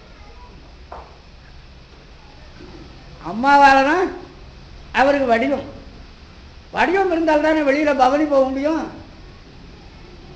அப்போ பவனி போகணும்னா அதற்கு ஒரு உருவம் தேவை, அலங்காரம் தேவை. இந்த உருவமும் அலங்காரத்தையும் சக்தி கொடுத்தால்தான் வரும். சிவன் வடிவெல்லாம் சக்தி. சக்தியும் சிவமும் மரமும் காழ்ப்பும் போல தான் சாஸ்திரம். அப்போ சக்தி தான் வடிவத்துக்கு உரியவள். அப்போ சிவபெருமானுக்கு அலங்காரம் பண்ணுகிறாள் என்று அதை எழுதினார். இந்த அலங்காரம் எல்லாம் ரொம்ப அழகாக நிறைய சொல்லியிருக்காரு. தலையிலிருந்து ஆரம்பித்து காலில் வீரக்கடலை கட்டுகிற வரையிலையும் அவ்வளவு அலங்காரங்களையும் அந்த எம்பெருமாட்டி செய்கிறாள். அந்த அலங்காரங்களை எல்லாம் செய்து கொண்டு வடிவுடைய கோலம் புனைந்தாங்கு அழகான வடிவத்தை செய்து கொண்டார். நிதானமாக நம்ம வகுப்பில் படிக்கிற மாதிரி படித்து பார்க்கணும். கைலாயத்தில் போய் சிவபெருமான் எதிரில் பாடுகிற பொழுது சிவபெருமான் செய்து கொண்ட அலங்காரத்தை அவருக்கே புரியும்படியாக இவர் சொல்றார். சிவபெருமான் போகிற காலத்தில் அவருக்கு எப்படி அலங்காரம் செய்திருக்கிறார்கள் என்பதை அடிக்கடி அலங்காரம் பிரியறவர். மீனாட்சி கல்யாணம் நேத்தான் நடக்கிறது. இந்த கல்யாணத்துக்கு சுவாமி தயாராகிறாராம். நேற்று வரையிலும் ஜடாமுடியோட இருந்தவர். கல்யாணத்துக்கு மாப்பிள்ளை ஜடாமுடியோட போய் உட்கார்ந்தாங்களா இருக்குமா? அது சொல்றார் பரஞ்சோதி வந்து வருவாருங்க. சடை மறைத்து கதிர்மகுடம் தரிப்பு கிரீடத்தை தரித்துக் கொண்டார். நரும் கொன்றையந்தார் கடந்து கொன்றை மாலையை நீக்கிவிட்டு வேப்பந்தொடை முடித்து வேப்ப மாலையை தலையிலே கண்ணியாக கட்டி விடனாக களநகர்த்தி விடம் பொருந்திய பாம்புகள் தானே சங்கராபரணம். சங்கரனுக்கு ஆபரணம் எது? பாம்பு. சங்கராபரணம்னாலே பாம்புக்கு தான் பேர். சங்கரனுடைய ஆபரணம். அதனால தான் அந்த ராகத்துக்கு சங்கராபரணம். பாம்பு போல ஓடக்கூடிய ராகம். மாணிக்க சுடற்பூங்கேந்தி விட நாக கலநகர்த்தி மாணிக்க ஆபரணங்களை ஏந்தி கொண்டார். விடையை நிறுத்தி கயல் எடுத்து ரிஷபக்கொடியை கொஞ்ச நாளைக்கு ஓய்வு கொடுத்து வச்சுட்டார். நீலக்கொடியை தூக்கி கொண்டார். அலங்காரம் எப்படி பண்றாருன்னு பாருங்க. எந்த இடத்துக்கு போறாரோ அதுக்கு ஏற்றபடி அலங்காரம் படிப்பார். வேஷம் போடுறதுல சிவபெருமான் ரொம்ப கெட்டுக்காரு. மண்ணு சுமக்கிறதுக்கு வராரு, அதுக்கு என்னென்னவெல்லாம் தயார் பண்ணுறான்றது ரொம்ப அழகாக சொல்லுவார். பரஞ்சோதியார் திருவிளையாடு மானத்தில் இவர் மண் சுமக்கிறதுக்காக வைகை கரைக்கு வருகிறாரு. அப்போ என்ன பண்ணுறாருன்னா தலையில் ஒரு சும்மாடு போட்டிருக்கிறார். சுவாமிக்கு வழிபாடு செய்கிற பொழுது அடியார்கள் மாலையை தலையை சுற்றி அனுப்பார்கள். இப்பொழுது சிவபெருமான் தலையில் அந்த அடியார்கள் சுற்றி இருக்கிற அந்த மாலையை போல இவர் சும்மாடு வச்சிருக்கிறார்.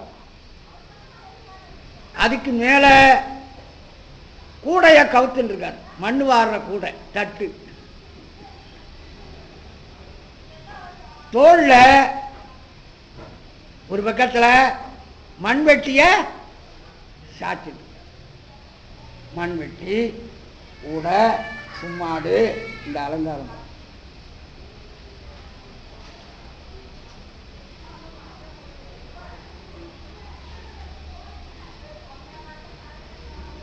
இதனால என்ன ஆச்சுன்னா, தலைக்குள்ளே இருந்த கங்கையை ஞாபகப்படுத்தாதபடி மறைத்து விட்டாருன்னு சொல்றா மீனாட்சி. என்னை ஏமாத்திருக்கிறார் அவர். இவர் போய் வைகை கரையில போய் மண் அடைக்கப் போகிறேன் என்று சொன்னார். நானும் நம்பி அந்த காரியத்துக்கு தான் இவர் போறாருன்னு நினைச்சுக்கிட்டு இருந்தேன். ஆனா இவர் கையிலிருந்து மதுரைக்கு வந்த பொழுது அங்கே இருக்கிற கங்கையை கையில பிடிச்சு கொண்டு வந்து விட்டார். அப்ப அவளை தலையில வச்சு கொண்டிருந்தார். நான் மதுரையில வந்து சக்களத்தினுடைய சங்கடம் இல்லாமல் நிம்மதியா இருக்கலாம்னு நினைச்சேன். இவர் வரும்போது ரகசியமாக அவரை கையில பிடித்து கொண்டு வந்திருக்கிறார். தலையில இருந்த கங்கையை கையில பிடிச்சதுனால இங்க வந்த உடனே என்னாச்சு, அந்த கங்கையை வெளியே விட்டார். இந்த குண்டோதரனுக்கு தாகம் தீர்ப்பதற்காக வை கையினாரு, அது வெளியே வந்துவிட்டு. அது வைகை யாரா ஓடிக்கொண்டிருந்தது. அவளை பார்க்கணும்னு ஒரு மனசுல ஒரு ஆசை, அவளோட விளையாடணும்னு ஆசை. ரொம்ப நாளா கையிலிருந்து வந்து ரொம்ப நாளா மதுரையில் இருந்ததுனால அவளை பிரிஞ்ச ஏக்கம். மாணிக்க வாசகரை சாக்கு வச்சு வேஷத்தை மாத்திட்டு அங்க போய் அவளோட ஆடினார். இவர் மண் எடுத்து அடைக்கிறத விட்டுட்டு தண்ணியில விழுந்து உள்ள போய் குளிச்சு முழுகி ஆடுறார். வேடிக்கையா சொல்றார். அவருக்கு வேஷம் போடுறதுன்னா ரொம்ப ஜோரா வேஷம் போடுவார், அடியோட எல்லாரையும் ஏமாற்றி விடுவார். பாருங்க, நமக்கெல்லாம் தெரிகிறதா, சிவருமா நம்மளோட தான் இருக்காரு. ஆனால் ஒருத்தருக்கு கூட தெரியலையே, அவர் எப்படியும் பார்க்க முடியலையே, கண்டுபிடிக்கிறது ரொம்ப கஷ்டம். அவர் எங்க இருக்கிறார், எப்படி இருக்கிறார், ஏதா இருக்கிறார், எதுவுமே தெரிந்து கொள்ள முடியாது. அப்படிப்பட்ட ஒரு அவருக்கு அலங்காரத்தை செய்விக்கிறாள். அந்த நிலையிலே அவரோடு கூட வருகிறவர்கள் பெரிய லிஸ்ட். முனிவர்கள் சப்தரிஷிகள் வருகிறார்கள், 33 கோடி தேவர்கள் வருகிறார்கள். என்ன 33 கோடின்னு நினைச்சுக்காதீங்க, 33 தான் கணக்கு. ஒவ்வொன்றிலேயும் 1 கோடி வர்க்கம். 8 பேர் வசுக்கள், 11 பேர் ருத்ரர்கள். சிவபெருமானை போலவே பிரம்மனுக்கு படைப்பு தொழிலை கற்றுக் கொடுத்தவர்கள் ருத்ரர்கள் என்று அவர்களுக்கு பேர். சிவபெருமானை போலவே இருப்பார்கள். ஏகாதச ருத்ரர். 60ஆம் கல்யாணம் பண்ற பொழுது ஏகாதச ருத்ர ஆராதனை தான் பண்ணுவார்கள். அவர்கள் சிவசமானமானவர்களாகியனால. அடுத்தபடி சூரியர் 12 பேர், ஆதித்தர் 12. தேவ மருத்துவர்கள் 2 பேர், அஸ்வனி தேவர்கள். இந்த கணக்கு என்னாச்சு? 11 2 13, 13 12 25, அட்ட வசுக்கள் 33. இவர்கள் எல்லாம் அட்ட நாகங்கள் வருகின்றன. அட்டதிக்கு பாலகர்கள் வருகிறார்கள். அட்டதிக்கு பாலகர்கள் உங்களுக்கு தெரியும். தெற்கென்னா யமன், மேற்கென்னா வருணன், கிழக்கென்னா இந்திரன். இப்படி திசை காவலர்களாக இருக்கக்கூடிய 8 பேரும் வருகிறார்கள். மந்திரங்கள் வருகின்றன. மந்திரங்களுக்கெல்லாம் அதிதேவதை உண்டு. அந்த தேவதைகள் எல்லாம் வருகிறது. சப்த மாதாக்களும் வருகிறார்கள். இப்படி இந்த பவனியில இவர்களெல்லாம் நெருங்கி செல்லுகிறார்கள். இவர்களையெல்லாம் வழிப்படுத்தி ஒதுக்கி வகைப்படுத்தி செலுத்திக் கொண்டிருக்கிறார் திருநந்தி தேவர். இந்த அற்புதமான உலா தொடர்கிறது. இப்படி தொடர்ந்து இந்த உலா வருகின்ற பொழுது உலா உலாவுக்கு ஏற்ற முறையிலே, இந்த பிரபந்தத்துக்கு ஏற்ற முறையிலே ஒன்று சொல்லுகிறார். பெண்கள் கூட்டம் சிவபெருமானை பார்க்க வருகின்றார்கள். கூட்டமாக சிவபெருமானை பார்த்த அளவிலேயே அவர்கள் தன்னிலை இழக்கிறார்கள். அந்த நிலையிலே சிவபெருமானுடைய பவனி நகர்ந்து சென்று கொண்டிருக்கிறது. அப்படி சென்று கொண்டிருக்கிற பொழுது ஒரு பேதை பருவத்தைச் சேர்ந்த ஒரு பெண் சிவபெருமானை பார்க்கிறாள் என்று தொடங்குகிறார்.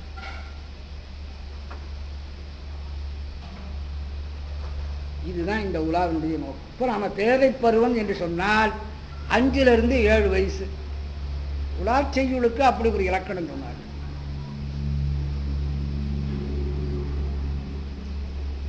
அப்புறம் பெரும்பை என்கிற பருவம் 7 to 9. 9க்கு மேல மங்கை, 12க்கு மேல போச்சுன்னா மடந்தை, அதுக்கு மேல அறிவை, அதுக்கு மேல தெரிவை, 40 என்றால் பேரிழப்பெண் என்று இப்படி 7 பருவத்துக்கும் ஒரு வயசு வைத்திருக்கிறார்கள். அதே மாதிரி ஆண்களுக்கும் 7 பருவம் உண்டு. காலை, வீழி, விடலை என்று இப்படியெல்லாம் அந்த பருவத்தினுடைய பெயர்கள் எல்லாம் வரும். இந்த 7 பருவ மாதர்கள் என்ன? மூலாதாரம், சுவாதிஷ்டானம், மணிபூரகம், அநாகதம், விசுக்தி, ஆக்கினை, பிரமரந்திரம், இந்த 7 இடங்களிலேயும் தியான யோகத்தினாலே முற்றிய ஆன்மாக்கள். இவ்வளவுதான் 7 பருவங்கள் பெண்கள். பெண்கள் என்பது ஆன்மாக்களை குறிக்கிற வார்த்தை. 7 தகுதி என்பது மூலாதாரத்திலே விநாயகரை வழிபட்டு அவர் மூலமாக சிவசாநித்தியத்தை பெறுவதற்காக யோக சமாதியில திளைக்கிற நிலை. அப்படிப்பட்டவர்கள். இப்படி அதுக்கு மேல சுவாதிஷ்டானம்னா அது பிரம்மன் இருக்கிற இடம். மணிபூரகம் என்றால் திருமால் வீற்றிருக்கின்ற இடம்.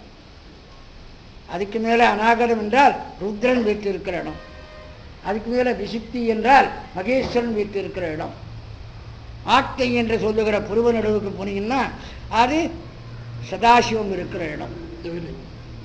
அதுக்கு மேலே சிவபரம்பொருள் பிரம்மரந்திரம். அதுக்கு மேலே துவாதசாந்த பெருவழி. பிரம்மரந்திரத்துக்கு மேலே 12 அங்குலம். அங்க இருக்கிறது ஸ்வரூப சிவன். அவர் தான் சிவ சாட்சாத்காரம். இந்த 7 பருவத்தைச் சேர்ந்தவர்களாகி இந்த ஆன்மாக்களும் இறைவனை அடைகின்ற முயற்சியில் தலைப்பட்டு யோக நிலையில உயர்ந்து வர. யோகம்னா என்ன? சேர்தல், இறைவனோடு சேர்கின்ற நிலை. அதுதான் யோகம். யுக் என்றால் சேர்த்தல் என்று அர்த்தம். இது அட்டாங்க யோகம் என்று அப்படி சொல்லி பார்த்து கொள்வது ஒரு முறை. இயமம், நியமம், ஆசனம், வழிநிலை, தொகைநிலை, பொறைநிலை, நிலைதல், சமாதி என்று அப்படி 8 விதமான யோகமாக அப்படி சொல்லுவார்கள்.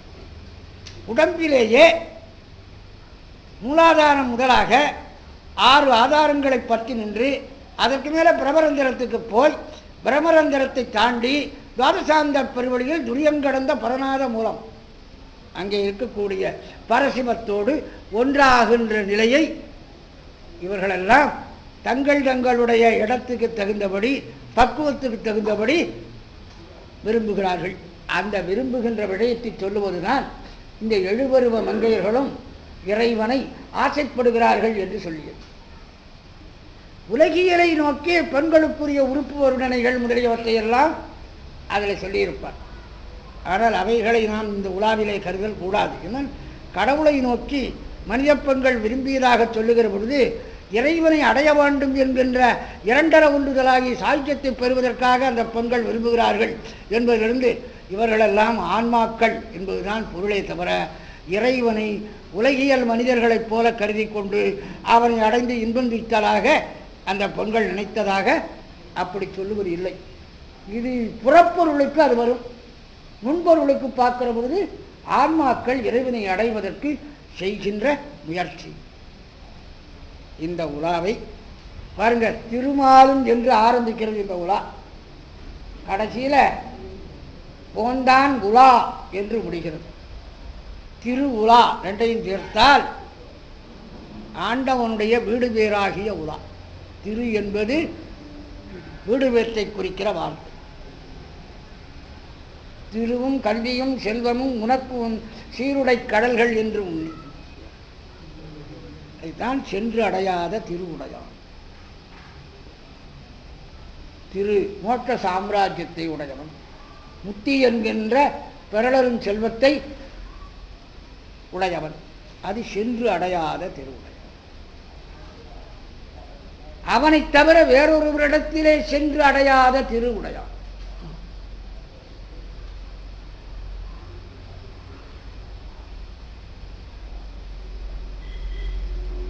நாம் ஒரு தடவை அந்த முத்தியை பெற்றுவிட்டால் அது பிறகு சென்று அடையாத திரு. வேறிடங்களுக்கு சென்று அந்த திரு அடையாது, நம்மோடைய தான் இருக்கும். முத்தியை பெறுகின்ற வரையிலேயும் அது நம்முடையது அல்ல என்பது போல் தோன்றும். ஆனால் பெற்றுவிட்டால் நம்மை விட்டு சென்று அடையாது. இந்த வார்த்தை ரொம்ப பெரிய வியாக்கியானமாக பண்ணக்கூடியது. நாம் போய் அடைய வேண்டிய அவசியம் இல்லை. இருந்ததனை இருந்தபடி இருந்து காட்டக்கூடியவனவன். இருந்த இடத்தில் திருந்தினால் அவனை அடையலாம்.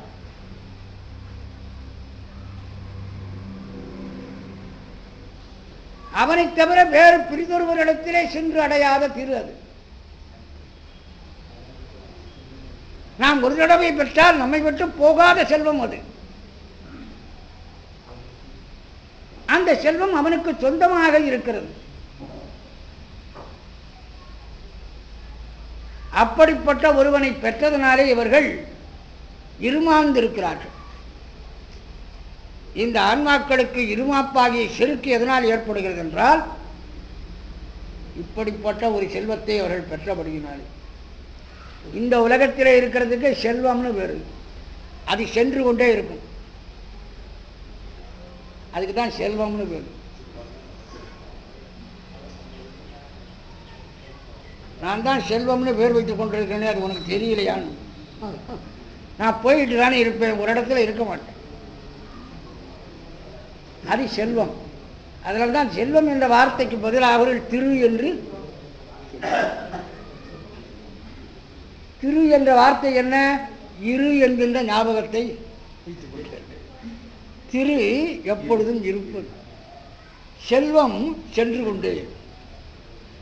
செல்லுவதனாலே இது செல்வம், இருப்பதனாலே அது திரு. நமக்கு நிச்சயம் இருப்பாக இருக்கிறது அந்த திருதான். அதனால்தான் இவர் பாட்டை ஆரம்பிக்கிற பொழுது திருன்னு ஆரம்பித்தார், உலா என்று. திருவாகிய அந்த பெருமான் உலா போந்ததை சொல்லுகிறபடியினாலே இது திருவுலா. ஞான வடிவாக இருக்கின்ற பெருமானை பெறுவதற்கு நாமெல்லாம் பெண்களாக ஆக வேண்டும் என்று சொன்னார். எதனாலே பெண்களாக ஆக வேண்டும்? வேஷம் போடுறதில்லை, சுலபமாக போய் ஒரு பெண் வேஷத்தை போட்டுக் கொள்ளலாம்னு நினைக்கிறார்.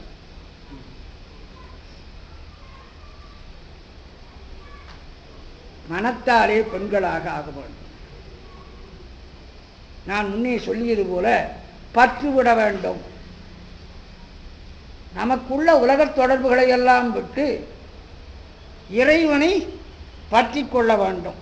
இதான் பற்றுக பற்றற்றான் பற்றினை, அப்பற்றை பற்றுக பற்றி விடல். இதை விட்டு விட்டு அதை பற்ற முடியாது. அதை பற்றி கொண்டு இதை விட வேண்டும். ஒரு காலை தூக்கி அங்கே வச்சுட்டு அப்புறம் இன்னொரு காலை தூக்க மாட்டோம். ரெண்டு காலையும் மொத்தமாக தூக்கி அங்கே வைக்க முடியாது.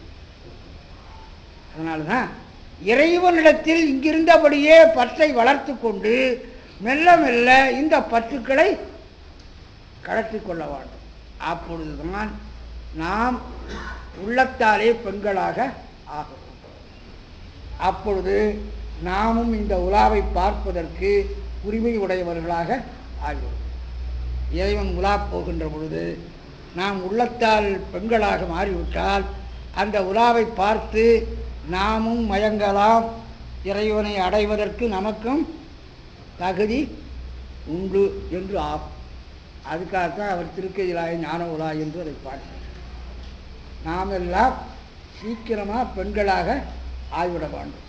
இங்கே ஆணை பெண்ணாக மாற்றுகின்ற மருத்துவத்துறைக்கு போக வேண்டும். மனசாலே பெண்ணாக மாற முடியும். இறைவனை இடையறாது சிந்தித்து கொண்டிருந்தால் நமக்கு பெண்தன்மை ஏற்படும். இது அடக்கமும் அழகும் குணமும் சேரும். அதனாலே இறைவனால் விரும்பப்படுகின்றவர்களாக நாம் ஆய்விடுவோம் என்பதை ஞாபகப்படுத்துவதுதான் திருக்கையிலாய ஞான உலா. இது 11ஆம் திருமுறையில் நமக்கு ஒரு அற்புதமான ஒரு கொடையாக சேரமான் பெருமாள் நாயனாராலே நமக்கு அருளப்பட்டிருக்கிறது. ஒரு சக்கரவர்த்தியாக இருக்கிறவர் இந்த அளவுக்கு நினைக்கிறார் என்று சொன்னால், சாமானியராக இருக்கிற நாமெல்லாம் ஏதோ பெருஞ்செல்வம் பெற்றுவிட்டவர்களைப் போல எதையோ பிடித்து கொண்டு அலையலாமா? அதுக்காகத்தான் சிவம் எனும் செம்பொருள் உங்களிடத்தில் இருக்கிற பொழுது அதை இறுக பற்றி கொள்ளக்கூடிய வல்லவர்களாக நீங்கள் ஆக வேண்டாமான்னு இந்த திருக்கையிலாய் ஞான உலாவிலே அவர்கள் கேட்கிறார்கள். இந்த ஞான உலாவை உங்களோடு பகிர்ந்து கொள்வதற்கு ஒரு நாள், ஒரு சந்தர்ப்பம் எனக்கு நீங்கள் கொடுத்திருக்கிறீர்கள். அதற்கு நான் உங்களுக்கு நன்றியை தெரிவித்துக் கொண்டு விடைபெறுகிறேன்.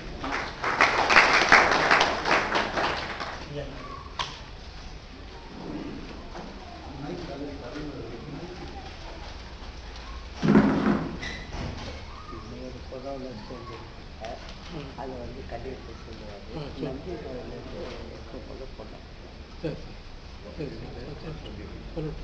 ஹரி